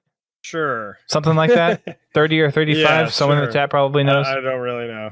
And then the last one that we have here, the response that we got from Twitter, at least, is from LV Elite Maximus, VGC, or at Alexander Zero Guy. And he says, when Locke and Master Chief first fought. I guess kind of similar to mine. Except mine was just when the Chief decided to actually beat up Locke. It's like, nope. I really wish they would have choreographed that a lot better. And even just like, I even saw some people say they would have liked to see people or see them do it like first person style where you got to see, or I mean, I would have been fine if that was a quick time action button pushing event too. Like I think that would have been an acceptable use of that. So those are all the different Twitter responses that we got as far as people's favorite memories from Halo 5. We've kind of rambled a little bit about campaign and different other things, but I kind of want to address a few questions that have been asked in the Twitch chat tonight, and then kind of go over just some general things. I know we haven't talked too much multiplayer or Warzone yet. We've kind of focused a lot on campaign so far, but we had a question come up from Gamer Peep Freaks that he wrote a little bit earlier, and I went ahead and wrote it down. He said, what's everyone's honest opinion at the rate of speed that things are being released into Halo? Too slow, too fast, not enough, or too much? I personally think too fast. Like their monthly thing, I think just caused a lot of issues. Like them just trying to come out with something monthly, because I felt like things were rushed so they can get them out within that monthly time scale. You know, Yeah, I think well, now it's a lot better because it's coming, you know, like every, like, I don't know, 3 months or something.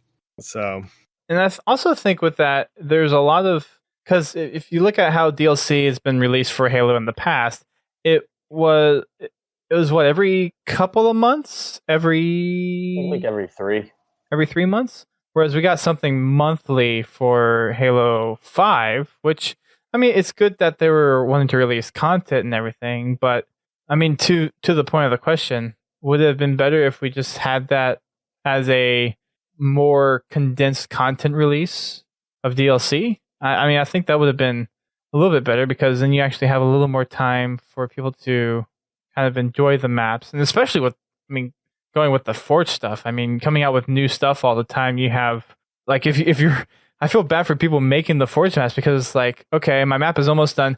Oh wait, there's new Forge pieces. Oh crap! People want me to integrate that into my map.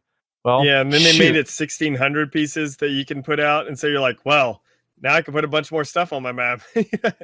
And then you have the changeover with the PC and being able to add a lot more stuff there without affecting the overall graphics elements, right? Because you had the what was it? There's light map, there's object count. Like, wasn't that kind of increased for PC a little bit? No, it's pretty much the same. Well, the PC maps still have to run on the Xbox. Everything just runs better though on the PC. Like everything just runs smoother. Like if you just load up a map that's on, but yeah, if you just load up a map that's on, Xbox and then load it up on PC, it'll just run smoother on PC. Gotcha. I think the real problem with the update system, at least in my opinion, is, I mean, it's easy to say, it could have been better if they did stuff slower, but it's also, if you remember when this game first came out and it had 3 game types, one of them, which didn't even play like traditional Halo with a different health system. Like it sorely needed updates, but I mean, I can tell you, I mean, personally, the only reason I've played Halo 5 every month for a long, long time was because there was always something new to check out. For me, it was kind of, just as you're ready to move on to something else, there's new content. So, boot up Halo again and try it out, which I think, that's obviously, part of the marketing ploy of the game. Yeah. There's always new content. Well, I wouldn't have minded so much, but the problem is it's just that all that stuff that it's like what you're saying, so many things were missing, and it's just. Yeah, I mean, I don't think there's any way to, there's no way to beat around the bush. Like, this game came out less feature rich than, I mean, you could probably have an argument over whether Halo 1 had more features than this game. Which is, I'm not sure more which game one would types. win. Yeah, I mean, I'm not sure who would win that. And it had dev-made BTB maps. Yeah. I mean, yeah, I'm not sure how, I'm not sure which one would win that argument, but the fact that you can have that argument is kind of sad. That's bad, yeah. That you can actually have that discussion. What you can't say about any other Halo game. And if you look at some of the old Halo, reviews, it's like there's an unbelievable amount of content in this game to keep you busy. I mean, dear God, look at Halo 3 and how much there was to do. There was campaign, there was co-op, there was 4-player co-op, there was Forge, there were custom games, there was matchmaking, there was theater mode, there was file sharing, it was like overwhelming. And then Reach was like that on steroids. And yeah, 4 lost a few things, but also added a few things. You had episodic single-player co-op content, and DLC and, all these different things to unlock. But I mean, there's no way, like I said, there's no way around it. This game came out with way too little content that would have sustained itself on its own. Yeah. And I'm all for DLC and packages and stuff, but my opinion has always been the DLC it's add-on content to enrich something good that's already there. You don't buy a shirt and you don't buy a jacket and say, well, you'll get the fleece at a later date and the and the arms at a later date, and a zipper sometime after that. This is true. Yeah. And I don't mind that the new content was like just reskinned armor emblems and remix maps, well, except for the maps thing. The maps thing that needed to be like it's the fact that there weren't enough like maps at the start, like BTB wise and stuff like that. That's why I have an issue with the remix maps. But like the armor and emblems, I don't really necessarily mind because of the fact that that's just extra stuff that is like it's not really necessary, but it's okay. I think just as filler, for an update, just throwing in stuff because it's not the same people working on the stuff. Like the people who are working on game types aren't the people who are working on skins for weapons and stuff. Yeah, but it also slows down your progression if you're a heavy Warzone player. You never know if you're going to get, an armor with a stripe or 2 stripes, or if you're gonna get like something to use in Warzone, which is but it's still, I'm not a person who's a progression. I just play to have fun. So yeah, but I mean for people who want to unlock stuff, it's yeah. My whole thing is, it's just, I think, I love that tire and everything right there. And the Wraith. Yeah. It's like, my whole thing is, if the game just came out with all the game types, like all the core game types that have been in most of the past other games, BTB with actual dev-made BTB maps and Forge and everything, all on day one. Theater, of course, we need working theater, and then campaign theater would be even better. But and then also, I'll get there later.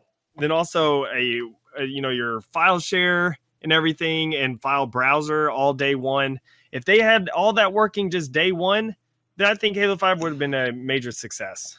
Even if people don't agree with the playstyle with sprinting and the Spartan abilities and stuff like that, but I think overall Halo 5 would have been a pretty good success.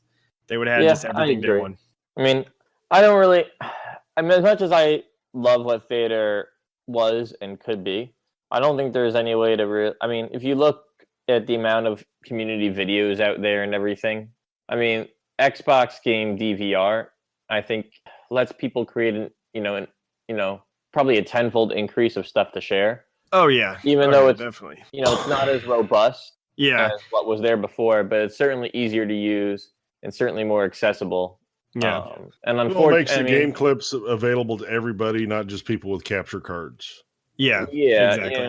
That's good about that, but we needed the better theater, and especially a theater for campaign, if you want to get a different angle for something, or but I think and stuff like that, because there's a lot of times like you want to get a cool angle for something, or people who want to make some cool machinimas and things like that, and you can't because the theater sucks. It's terrible. Yeah, it's. Yeah, when the theater can't even follow one character all the way through the game, that's a problem. Yeah. Oh yeah. Whenever I'm trying to do custom maps, like if I like in the past, like there's one of them I remember, it's like Kettinger Arena. It was like a Doom inspired map, and I was trying to record. Since I didn't record while I was playing, I was just trying to record my footage while I was playing. It kept on switching between players after I died. Mm-hmm. The deal, and I was like, oh, this is annoying.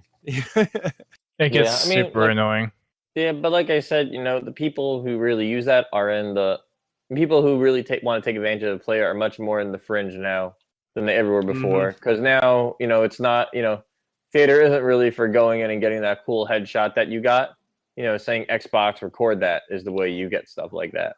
Well, yeah, it's like that's fine. If you're getting the short stuff is fine for Xbox DVR, but it has to be short. Like you can't, like go back in, like for people who want to do custom map stuff or Yeah, no, I completely agree. I just think in their mind, the amount of people who use it are such a minority compared to the amount of people who would use it before. It doesn't really make it time to it doesn't really make it worth time to invest in it. It's the same. You could have the same argument though towards split screen. That's the same argument they used. But you keep but it's still one of those features that needs to be in a Halo game. That's good. Keep, cutting features that only maybe 5% of your player base uses, and then you cut 4 of those or 5 of those, and that's a fourth of your player base, which is kind of what happened. There were people who really like to play cooperative firefight modes or campaign matchmaking or do cool stuff in theater. What was that? That was that 3 or 4 I just mentioned. I want to say 3 or whatever. Whatever, but there you go. That's that's a 6 of the Halo player base right there. People who go in there, or even Griffball. Like, dear God, not having Griffball. There's let's say 5% of the people just want to play Griffball. You didn't have Griffball at launch, so those people went on to do other things. So there's 20% of your player base. It's just everything added up. And you basically eliminate an entire race community whenever race game type still isn't out. And there is race community is not very prominent, like on the fact of like, we don't necessarily speak up and we're not all over the place like what other communities are, but it's still extremely like Like we're a fairly big community. The fact that Halo 3's like race game type, I forget what the stat was. The race game type that was created in Halo 3 had VIP, like whatever. Esport VIP. Yeah, it had like 100 or like 200,000 or 300,000. I forget what it is. Downloads. So I know someone that can correct me on that. Like actually get numbers, but it's like one of those things that's just the game type itself in Halo 3. Like my maps in Halo Reach would reach over 100,000 downloads on my race maps. Like not all of them, of course, but some of them. And it's also hard to find good content these days too. Yeah. Not because the content is bad or getting worse. Just because, I mean, for months I didn't even really bother playing stuff just because I had to look up somebody's gamer tag and add them, and then go to their thing and then do that thing and then get it.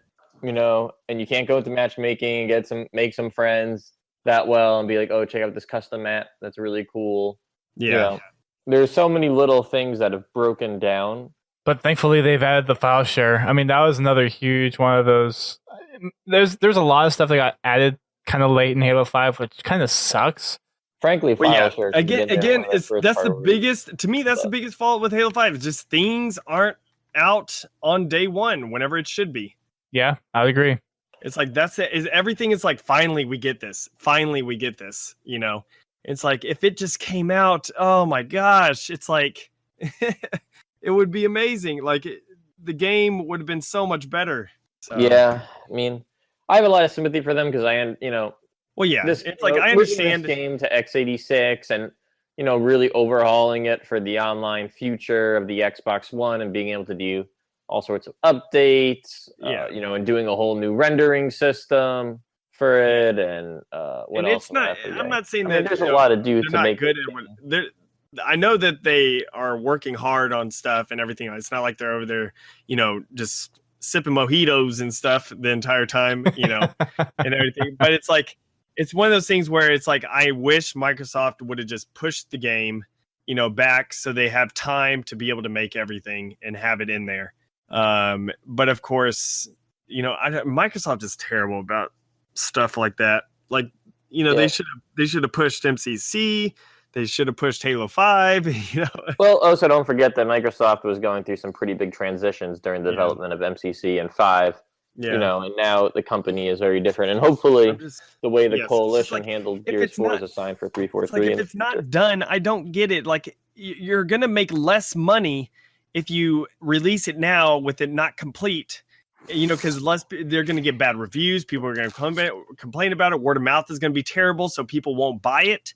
It's like you're going to get worse money if you release it whenever it's not complete than pushing the game, past Christmas time or something and push it. Man, if they would have pushed it a year to where it came out now, the game Halo 5 would have been so incredible. They're still getting a 4-year dev cycle then.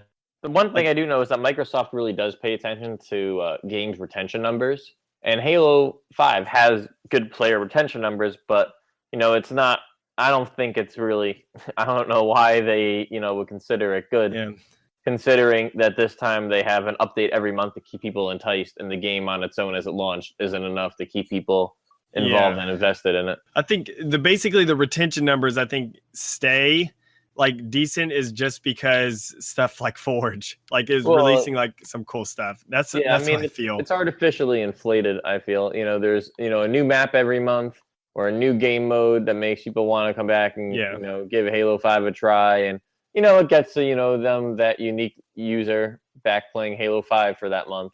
But it's not people aren't coming back to Halo 5. Is it because they like, oh yeah, I want more of what I was playing? I feel like it's more of, they added this, let's check it out, and then let's go back to Destiny, which is how a lot of my friends are. Although I can't understand the love for Destiny. I don't get that, but that's a whole other discussion.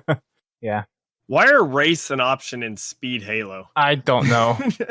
That was the slowest. I got in there just because I thought it would, be decent, but no, the infected people can catch up to the Wraith driving down the thing. Well, you can't push. If you push the left joystick, you actually slow down. Oh, that's why I said it said at the beginning, don't use the left joystick or the boost. Oh, I didn't read. Again, Duquesne doesn't read. So I'm going to do a quick giveaway right now. I have a full set of the Series 1 Halo Heroes Mega Blocks, and I did a little random number generator, and Knockyard won those. So congratulations, Knockyard. Oh, snap. See, this is why I shouldn't participate in these events, because I don't get any of the prizes. I never have a chance. So you just have to be in the chat, that's all. Yeah, well, I'm too busy playing and, providing good entertainment for everybody.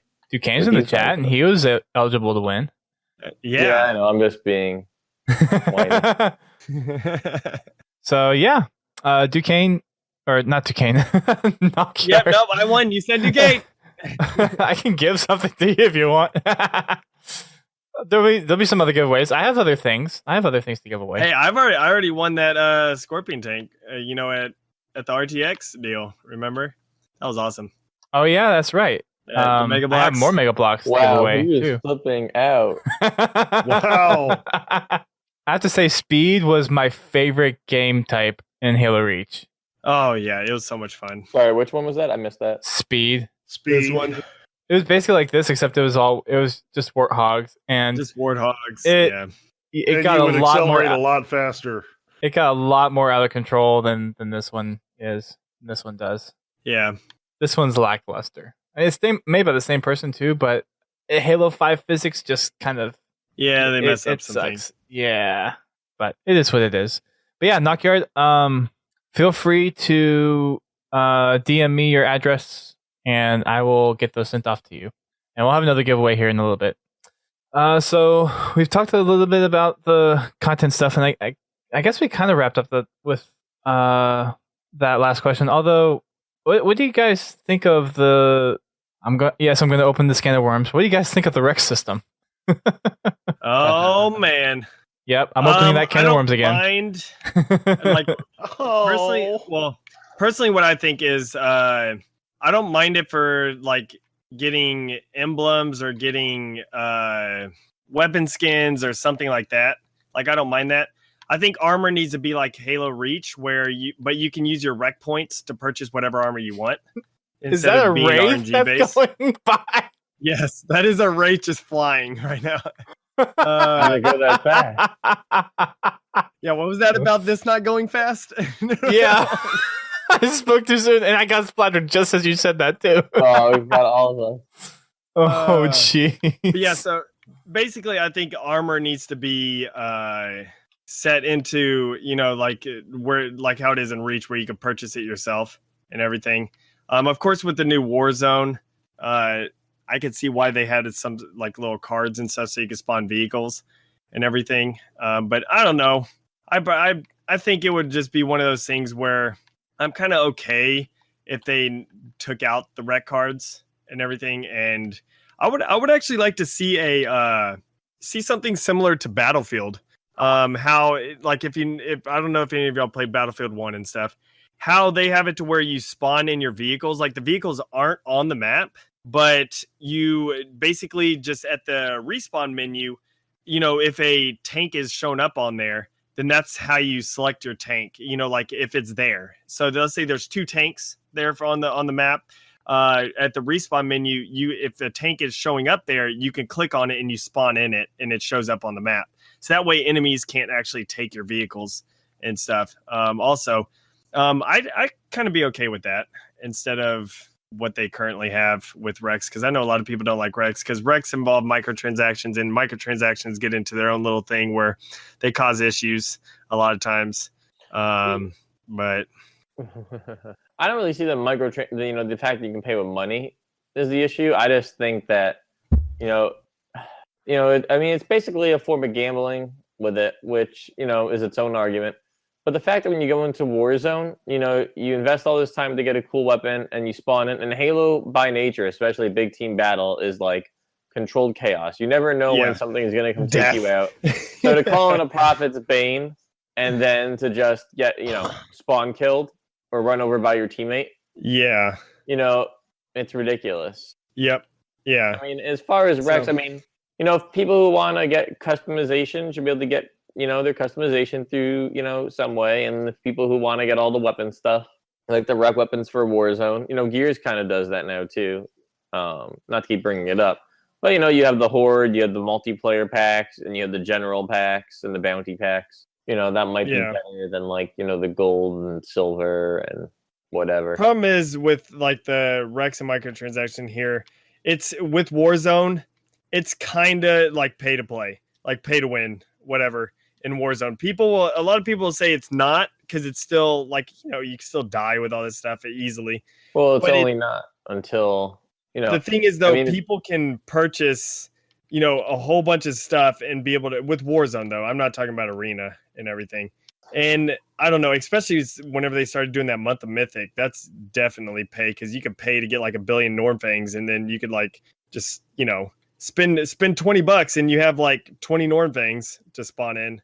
Yeah, So, but that's only really works if you're good enough to use it and not get yourself like. most people are at least decent enough to get a shot on the body, like from stuff. Well, you also have to be Get good to enough that to earn the level. rec energy to be able to call it in. Yeah, Well, I yeah. mean, it's not totally pay to win, but if you're half decent at it, if you don't completely suck, you can have a huge advantage.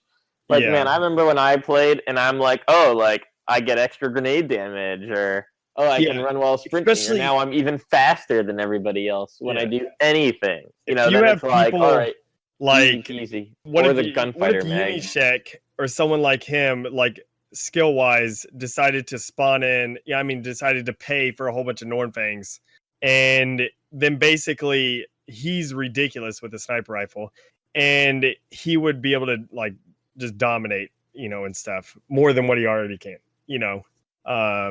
It's just one of those things where it causes issues. It causes issues. I am happy though it's stuck with like Warzone. It doesn't go outside of Warzone with all that type of stuff. But I don't know. A lot of people don't like microtransactions. Most of the times I don't care just because it helps generate money for the company, And so I personally don't really care too much about it. Because it's nice. I'd rather have some DLC that doesn't split the community than have and have some microtransactions, than have DLC like in Reach and all that type of stuff and everything, where basically the community just constantly gets split because they come out with DLC that's paid, and a lot of people aren't going to pay for the DLC. So then you may not have enough people to be able to play the DLC in the playlists because there's just not enough people. Oh my gosh, I just killed everyone. Well, that's kind of, they talk about, we want all players to be able to play the DLC, but I really kind of get the impression as Microsoft has this bigger focus on player retention levels. It's more about, keeping people sticky to their platform by making sure there's always a reason to log into it every month and keep up those Xbox Live subscriptions more than anything else. I don't really think, what? Well, paid DLC does split the community. Even that's also a good thing because it creates playlists for people who really like the game and people who really don't give a shit. Yeah, but then you can't play with a lot of your friends. There's one thing that I have a problem with that, is that in Halo Reach and Halo 4 both, they tied achievements to the DLC. Mm-hmm. If you never can get the DLC to come up in matchmaking, then you can't get the achievements. Yeah, well, I mean, if they didn't tie achievements to the DLC, I'd agree with you. But with the paid DLC, it makes it hard for the people that actually have the DLC to play that in matchmaking. Well, I mean, that's an argument against, achievements to DLC, which I totally agree with, more so than the concept of, people who want to. Like I said, if they would separate the achievements with the paid DLC, I would agree with you.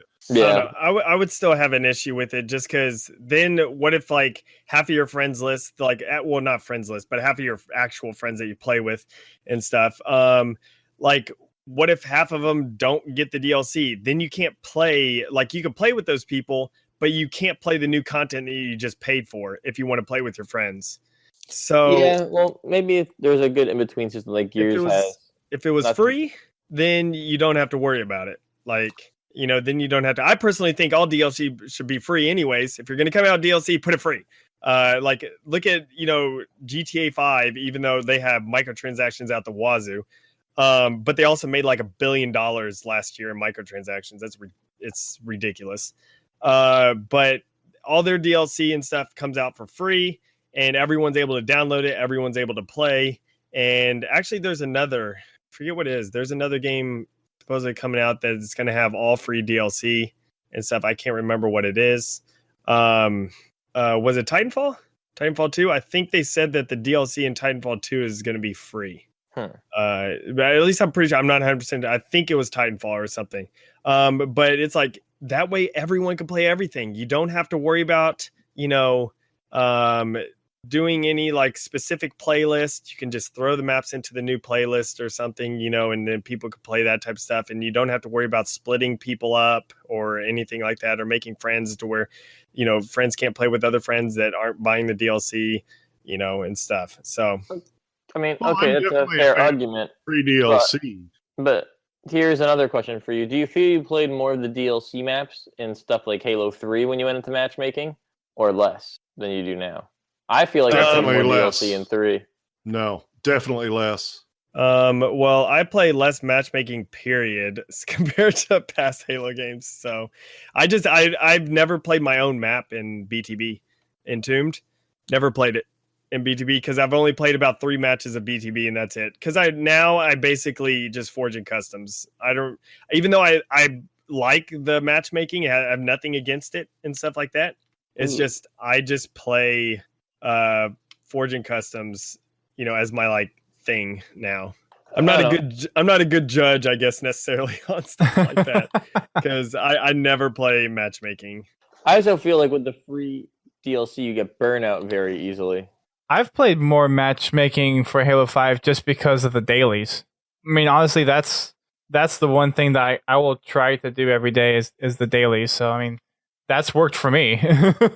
So 343's gotten me in the door that way to try to keep on pushing the dailies. It definitely encouraged me to log on and play at least one game of Warzone, one game of Arena when I was trying to unlock everything. And then once I wasn't, I'm like, all right, peace. And I think another thing too is I'm still trying to unlock all the Rex, so that's one of the reasons why I'm still doing all the dailies. I think if I didn't have any more Rex to unlock, I might not be doing it as much. I mean, their player retention strategy is effective if you look at it with how often they come out with content and having the that was another Rex system.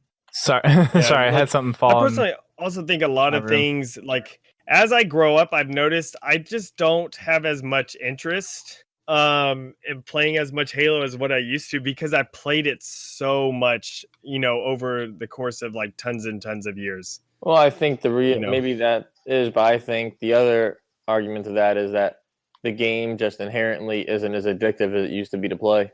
Possibly. I don't think it's just that though. I think it's just people's lives have changed too because just look at how many different games there are. Look at how I think that's how part much of it too, definitely. But I mean, Halo used to be the thing I always come back to after any game, and it still is in the case of Halo Wars. Halo Wars is still that game that, I think is so fun that I'll go back and play it, anytime. Like if I wasn't as busy as I am just on a normal day-to-day basis, I would be playing Halo 2 to 3 hours a day. But just because with my busy schedule, I don't have time to play. But Halo is still my number one game I play. I mean, yeah, it's like me. Sometimes it comes back to me for that too. But my always go back to is Halo Wars. Yeah, but I always like see the thing is that I don't think it's the like at least for me personally, it's not the like the whole thing you're saying about it's like it's not as much fun to play or something anymore. It's just even whenever I play past stuff, I still don't have as much fun anymore as what I used to. And I don't know, I just think it's just because I played so much Halo over the years. It's just well, I think I same. think we're all kind of burned out on 1, 2, 3, 4, and it's compounded by the fact of MCC and the headaches that we have when we do still want to play that. And that's one reason why I basically only do Forging Customs now, is just because, to me, it stays different, Forging Customs. Yeah. People change. People change. Yeah. Priorities change. I mean, we are all getting older, and I mean, I kind of would like to know, the new generation of Halo players, the people who are playing Halo like when we were like, I don't know, whenever Halo was in its prime for us. I wonder, you never really hear or understand what they think of the franchise. Yeah. Or why they really, I don't know. Yeah. I think there's a disconnect. I mean, sure, maybe with all the stuff they've been doing to, make it more accessible to new players, I don't feel like you have any bridge between new Halo and old Halo fans. Mm-hmm. I mean, I can't think of anybody I know who's like a recent fan. Like, oh yeah, I only really got into Halo with Halo 4 or MCC or Halo 5. This is the first Halo game I played. You know, as much as we used to complain about the squeaky little kids in Halo 3, like you sure as hell don't find them on Halo 4. I mean, on Halo 5. Yeah. Never did I think I'd miss the days of the squeakers. Oh, jeez. I do Just not head miss over the to day of the COD. squeakers. Oh. No. Oh. Oh, I just, can still say I don't miss them.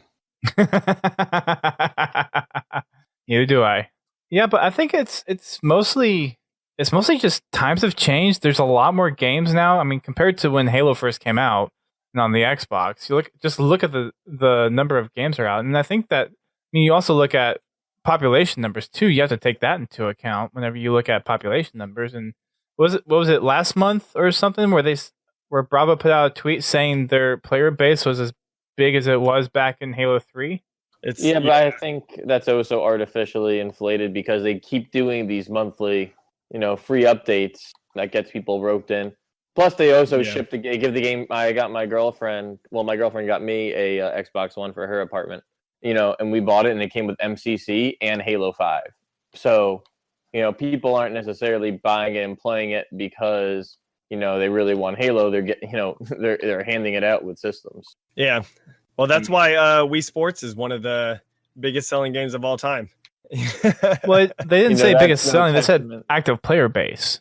So, I mean, at least that's something a little bit more significant than just how many people have the game. Well, yeah, but everybody gets the game. Everybody has a reason. Everybody's told, oh, there's an update each month for, there's an update almost each month. I guess you're right. There's a lot of stuff working in its favor that the other games didn't have to keep that. If Halo 3 was given away with every Xbox 360 and received an update each month, like, I don't even want to think about how high those numbers would be. Gotcha. What haven't we touched on yet as we kind of start to wrap things up here? We talked about a little bit of Forge, game types, multiplayer. I guess we haven't even touched Breakout. That kind of goes to show how much Breakout's important to... Well, I have a lot to say about that, actually, if you want to have that discussion. If you want to bring it up shortly, sure. Oops. I committed suicide killing you on that one. I got you distracted thinking about Breakout. Did you have something to say about it or not? Yeah, well, I mean, I actually, even from the beta, I thought Breakout, in concept it was good, but, absolutely terrible in its execution.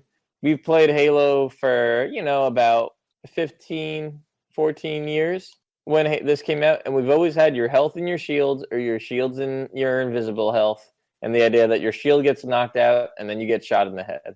It's 4 battle rifle shots. They shoot someone in the head to kill somebody. And then they come out with Breakout, where you only have a health bar that's actually your shield bar.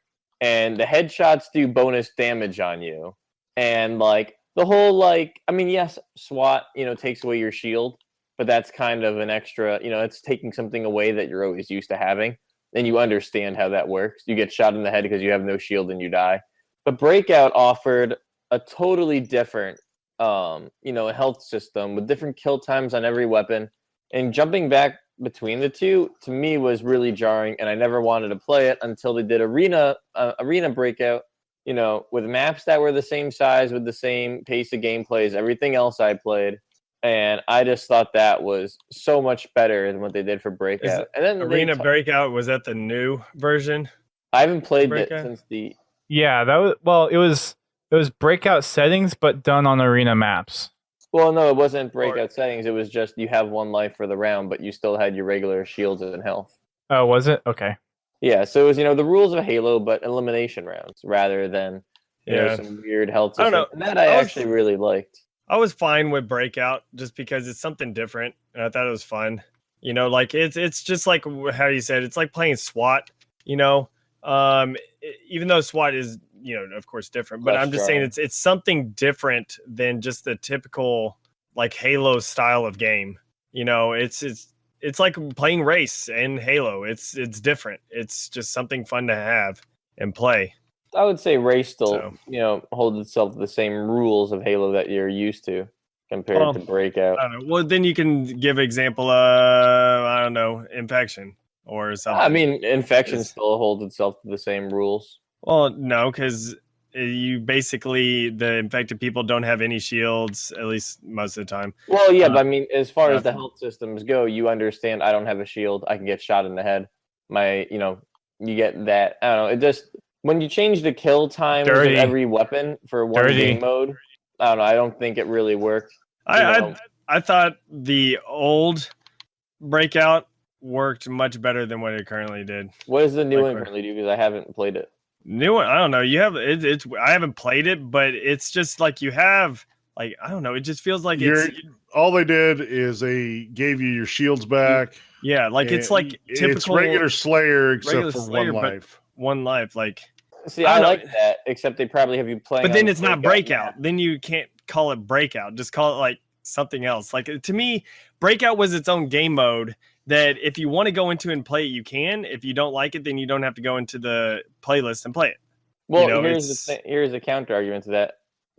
How many maps did they ship just for Breakout in this game that could have been spent? I mean, yes, they're Forge maps, but you still have to design and test and make sure they're balanced and players have a good experience. And that takes up a lot of time to make sure you have this new game mode and maps ready. It was originally geared for competitive though too, and it didn't catch on with the competitive scene at all. Well, I think because it played by different rules than they were used to. It's no longer 4-shot with a battle rifle. It's 3 when you go onto these maps or whatever it was. Mm-hmm. You can't speed Halo up, by turning dials like I was saying earlier. It doesn't work that way. Things are, I think that's why it didn't work. Yeah. I don't know. I liked the original Breakout because the new one just feels like it doesn't feel like anything new. It just feels like the typical Halo, just with one life. Elimination Slayer or something. Yeah, exactly. That's what I kind of like. I like my traditional Halo. I mean, that's just me though. Well, yeah, and my whole thing is though, there's no reason to have a whole separate playlist just for that. Like, if people want to play that, then they could just do that in like customs or something. It just, I don't know. Like, I liked Breakout just because it was different. That's why I like playing mini games. That's why I like playing race. That's why I like playing grip ball. It's different. It's not just the typical shooty Halo. Yeah, I mean, I get that. I mean, I do agree with it to an extent. I just, when you talk about why Breakout didn't go mainstream, I think it just did some things that were a turn off to people who, just wanted to test it out and didn't understand. Yeah. Why are they killing so fast? Why is my health bar? Why do I have a health bar but everybody still has shields? Yeah. Why are why is the pistol killing me in like 3 or 4 shots instead of 5? Same thing. Why are grenades killing me in 1 hit? Grenades aren't supposed to kill you 1 hit when you play Halo.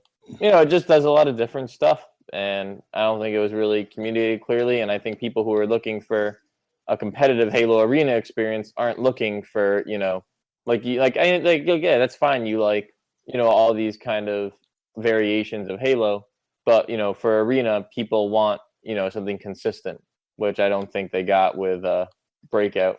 Mm-hmm. Makes sense. And then the other thing I was going to say was, if they actually added the shields into the Breakout maps that they had, that's kind of what I was saying earlier. You can't just turn a dial up and say, okay, now everybody takes twice as long to kill, and the maps will remain the same. Like, in no that's way. Why a lot of people didn't like the new stuff just because they're like, this is totally different than what we had in Breakout. Well, I mean, if they redid the maps to make them suit the fact that the kill times are going to be longer. They're the same, basically. Yeah, but if they're just keeping the maps the same and the kill times are longer, then it's not going to work. Imagine if we went to go play, Lockout in Halo 2 or 3, and instead of being 4 BR shots to kill, it was like 5 or 6 or 3 sniper shots to kill someone. Yeah. Like, it'd be absolutely ruined. No matter everyone has their own opinion, like right here. Everyone has their own opinion. You can never please everyone. Well, you can, but you should also try to, people shouldn't feel divided over a game if you wanted to have a strong community. Well, yeah, and that's why I think it's fine if they want to try something new, like the Breakout, like they tried it, and everything. That's fine. And they were Forge maps, so they didn't spend too much time, like as much time as making actual dev created maps for it specifically. I don't know. It's just one of those things where I think Breakout would have been better if it came out later. rather than at release, and just have the community build breakout maps. Yeah, especially at the expense of Yeah, just oddball. like they can have other things in there and stuff, and have dev created BTB maps and everything. And they could have had us who went there, instead of creating BTB maps, let's create breakout maps, and then y'all make dev created BTB maps, and then that'd be better. Yeah. So, I mean, I think what really works well, and this is what I think they're trying to go with Forge, as in Halo 5 and Customs, is they want to give you a good framework to keep on building the game, rather than, hand feed you, oh, well, here's Oddball, and the only way you can play it is to grab the ball and get points. It's like, here's the ball, and you can throw it, you can detonate it, you can hold it, you can bring it to this location. That's really a much more robust and better for the community, even if it is much more painful getting there. It's like getting rid of the headphone jack on the iPhone. It really sucks for a while, but eventually we'll all be, that's why I don't buy an iPhone anyways, just because. Well, yeah, but I mean, Android phones are getting rid of headphone jacks too, and moving to USB, or even moving to USB-C. Yeah. It's gonna suck for a while. Or you can have phones that explode. Either one. Yeah, or even the floppy disk. People flip when the people are like, "Yeah, there's not gonna be a floppy disk on your machine anymore." Floppy disk. disk. And it's like, you have to get a USB key. What's that? I'm scared of it. And then everybody gets a USB key. And now, you have USB-C on your computer. It's like, why would I use a USB key to transfer my files? I can put it on a Dropbox. Transitions suck for a while and they take time, but, Yeah. I want to do one more giveaway and then kind of wrap this up since it is kind of getting late. Cool stuff. So, Bobby B, I think hopefully you're still in here. You are the winner of, and this one's a big one as well, a Mega Bloks Goshawk, Banshee, Mongoose, and Ghost. Oh, snap.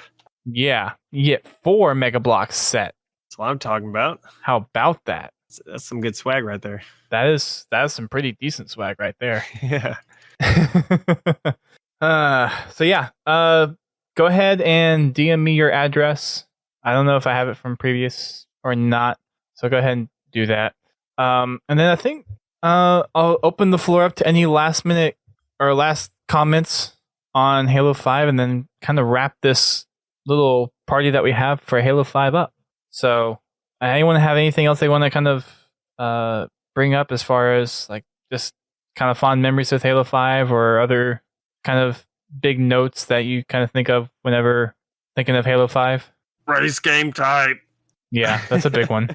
That's definitely a big one. That's me. I know it's coming though, so yeah. There's also some really other cool, there's really cool things coming next update.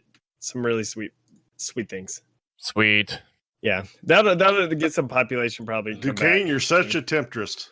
Oh, I am. Oh, 343 is worse because there's a lot of things that Tom and them. It's like, okay, I know race is coming, but can y'all tell me when it's coming and stuff? And they're like, no. And I'm like, I hate y'all so much. So, but yeah, such a tease. It's all coming, but it's just like, just when.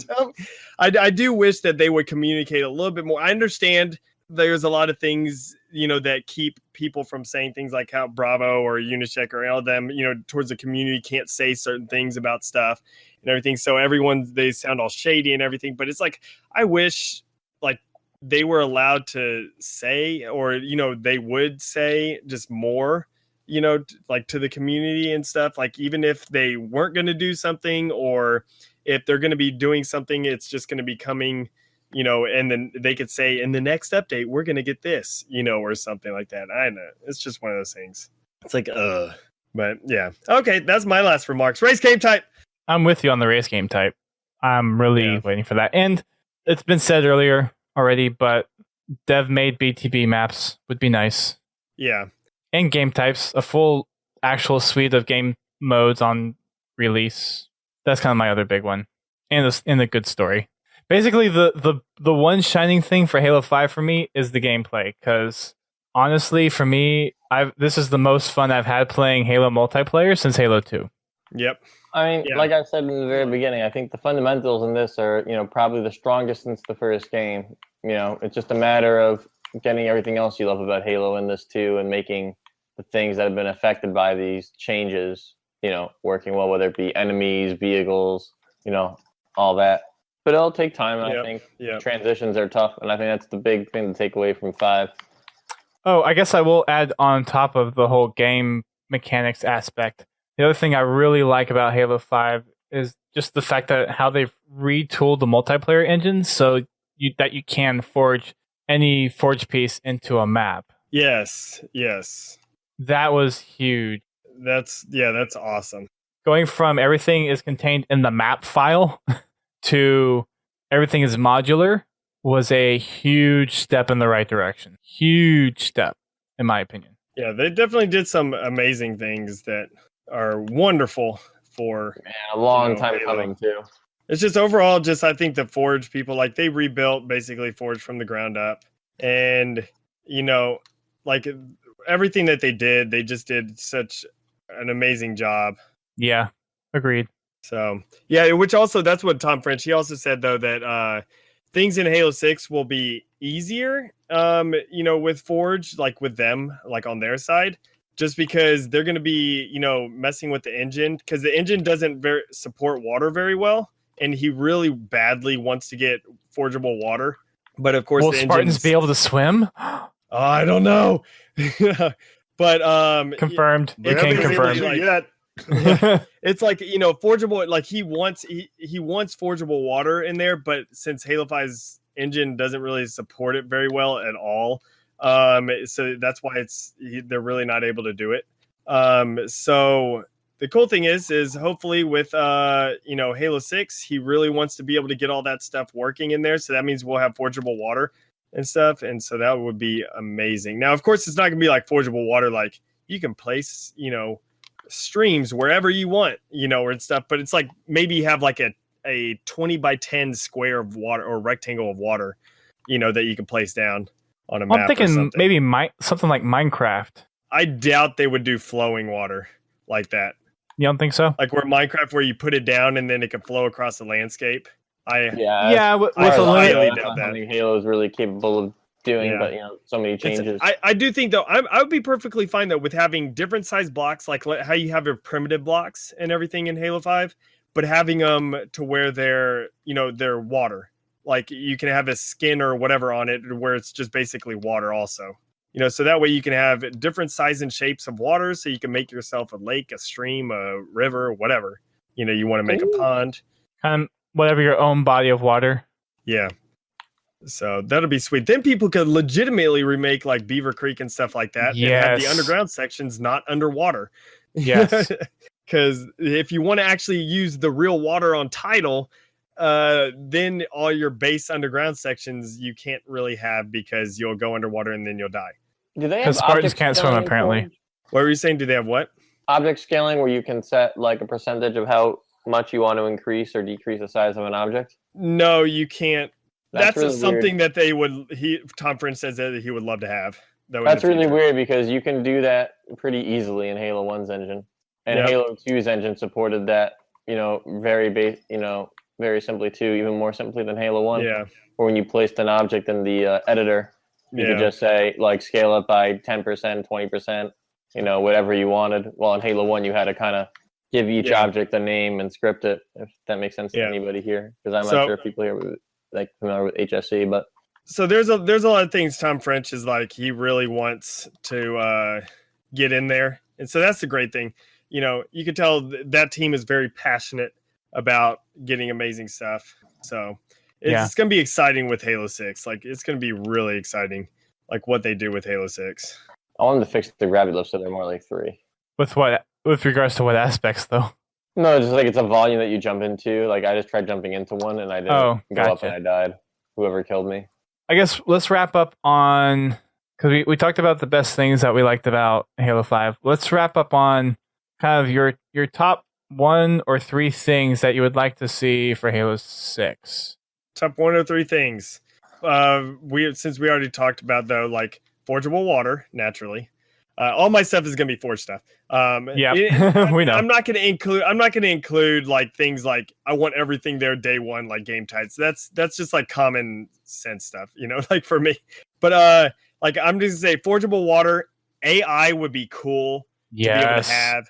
Like, and they don't have to, because pathing would be kind of difficult for AI, for Forge and stuff, maybe. So maybe just have it to where you could put AI down and they just stay in that like circle, that area, and stuff. So you don't have to worry about them really just running into walls and stuff like that, Well, you can have like different AI modes, like either patrol or defend or attack. So there's like, there's some, so you don't have to do path basically, but you could do a, like a preconditioned set of different responses, I guess. Yeah. That's how it already currently works. Like when they do it in their editor. And so, I mean, you have path values for the scripting right now. So why could you not apply that to AI? Yeah. And so that's why, I don't know, like it would be sweet to have AI in there, which Game Cheat's doing his little AI thing. Like he's able to have some AI and stuff on his. He's able to spot them out. They shoot at you and stuff. They don't really move around. They move around a little bit. Like they will dodge roll out of the way and stuff like that. And it works fairly well, and his is still very primitive right now. And so it would be cool, just Halo 6, have some AI, have forgeable water. And then also it would be awesome to be able to, like how we have material swap on objects, it'd be cool to have material swap on terrain pieces, on there. So basically you could spawn one piece down, like you could spawn a ramp, or something down, like a terrain ramp. And then you can pretty much just like swap between, I want Alpine, I want, the Glacier, type of deal. Or I want, the asteroid one, or I want just whatever other, like the sand, and stuff like that. So you can have material swap for terrain pieces, and so you can just it would be really easy to change your map. If you want to change your map from being, like, on a certain like way and stuff, I don't know. If you want your map at first, you wanted it to be, I guess a good example is my Entombed map. Like it was first asteroid, but I had to move it all over to title to make it, and have the grass texture and all that type of stuff. It would be pretty cool just to be able to, instead of trying to duplicate all the terrain everywhere, you could just go into the options and just switch it to the title terrain pieces. I can see where that is very useful. And then like with the different like environment sets, you have winter, you have autumn, you have quarry or rocky or like all those different kind of stuff, or marshy, like different type of was it tundra or landscape or whatever, something like that. Just the different types of landscapes that you can do with the different textures and styles and all that thing. So yeah, I can see that. I would agree with that. I think for me, one of the big things obviously is the story.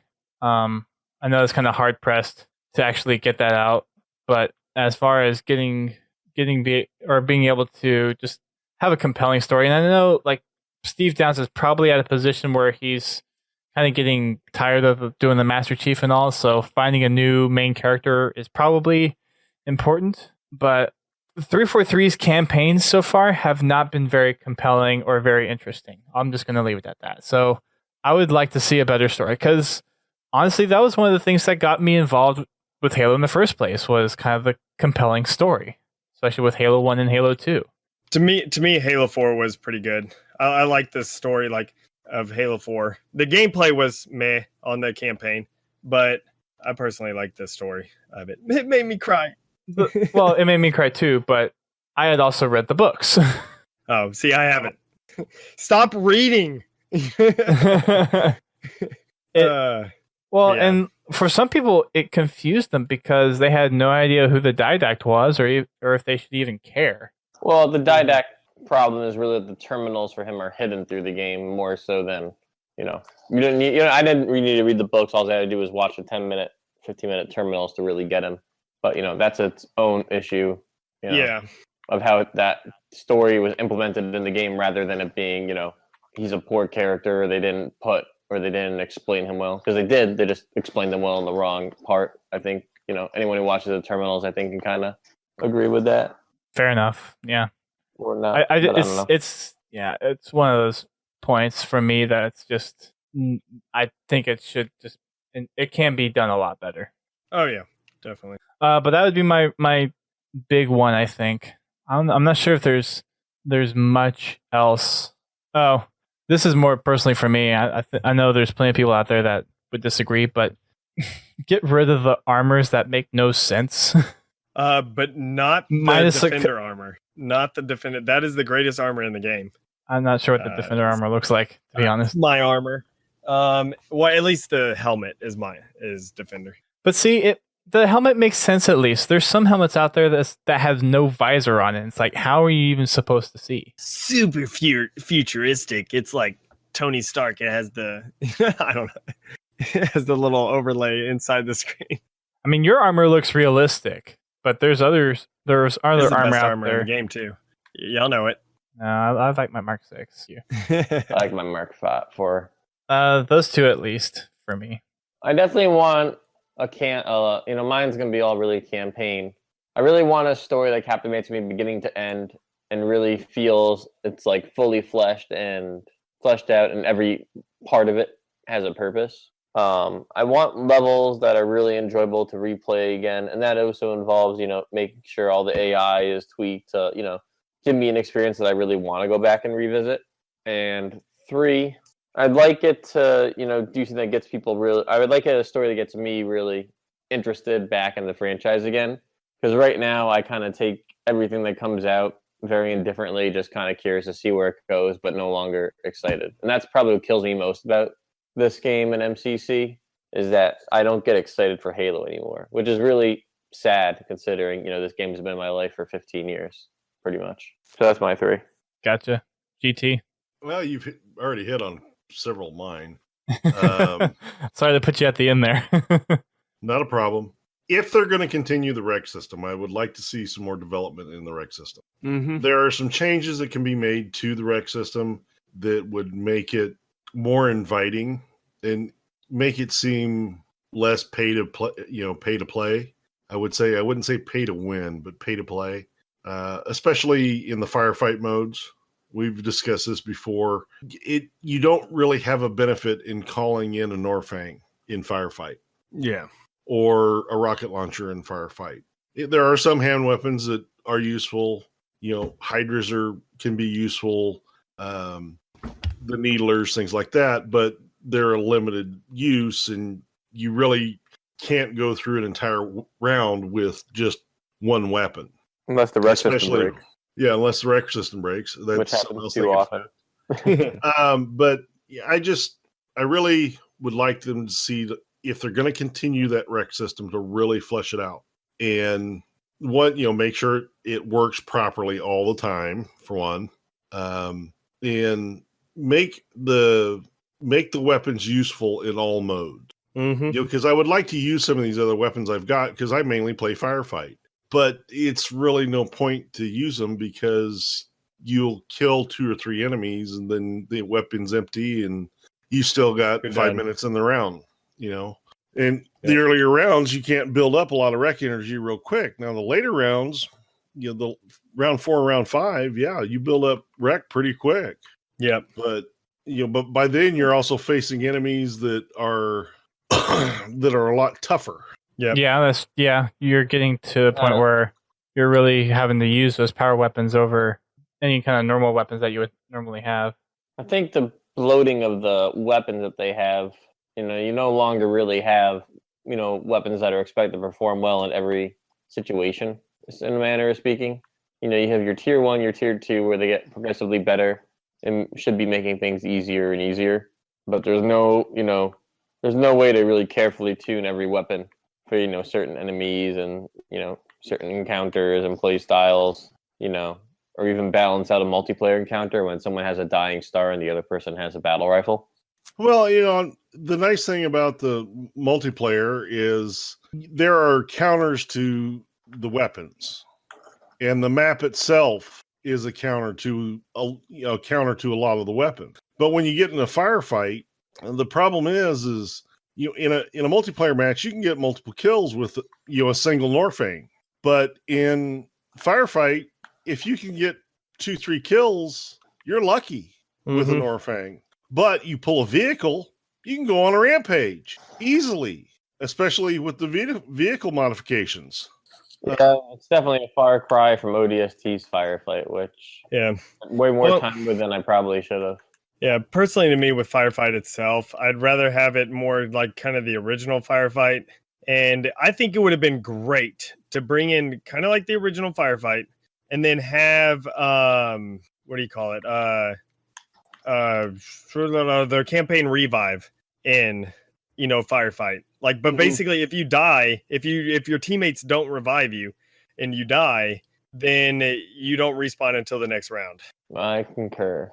I think that would have been really cool. Of course, they would have to really adjust all these stuff, like all the, like the enemies, like maybe not being as OP and stuff like that in there, just because you don't want everything to be ridiculously harsh, Well, it would have been nice if like they were able to actually get custom Warzone. And I understand there are certain aspects of Warzone that you want to control the environment, but just do customs with a very limited set of customizable options. I think that would have been able to enable something like that pretty easily.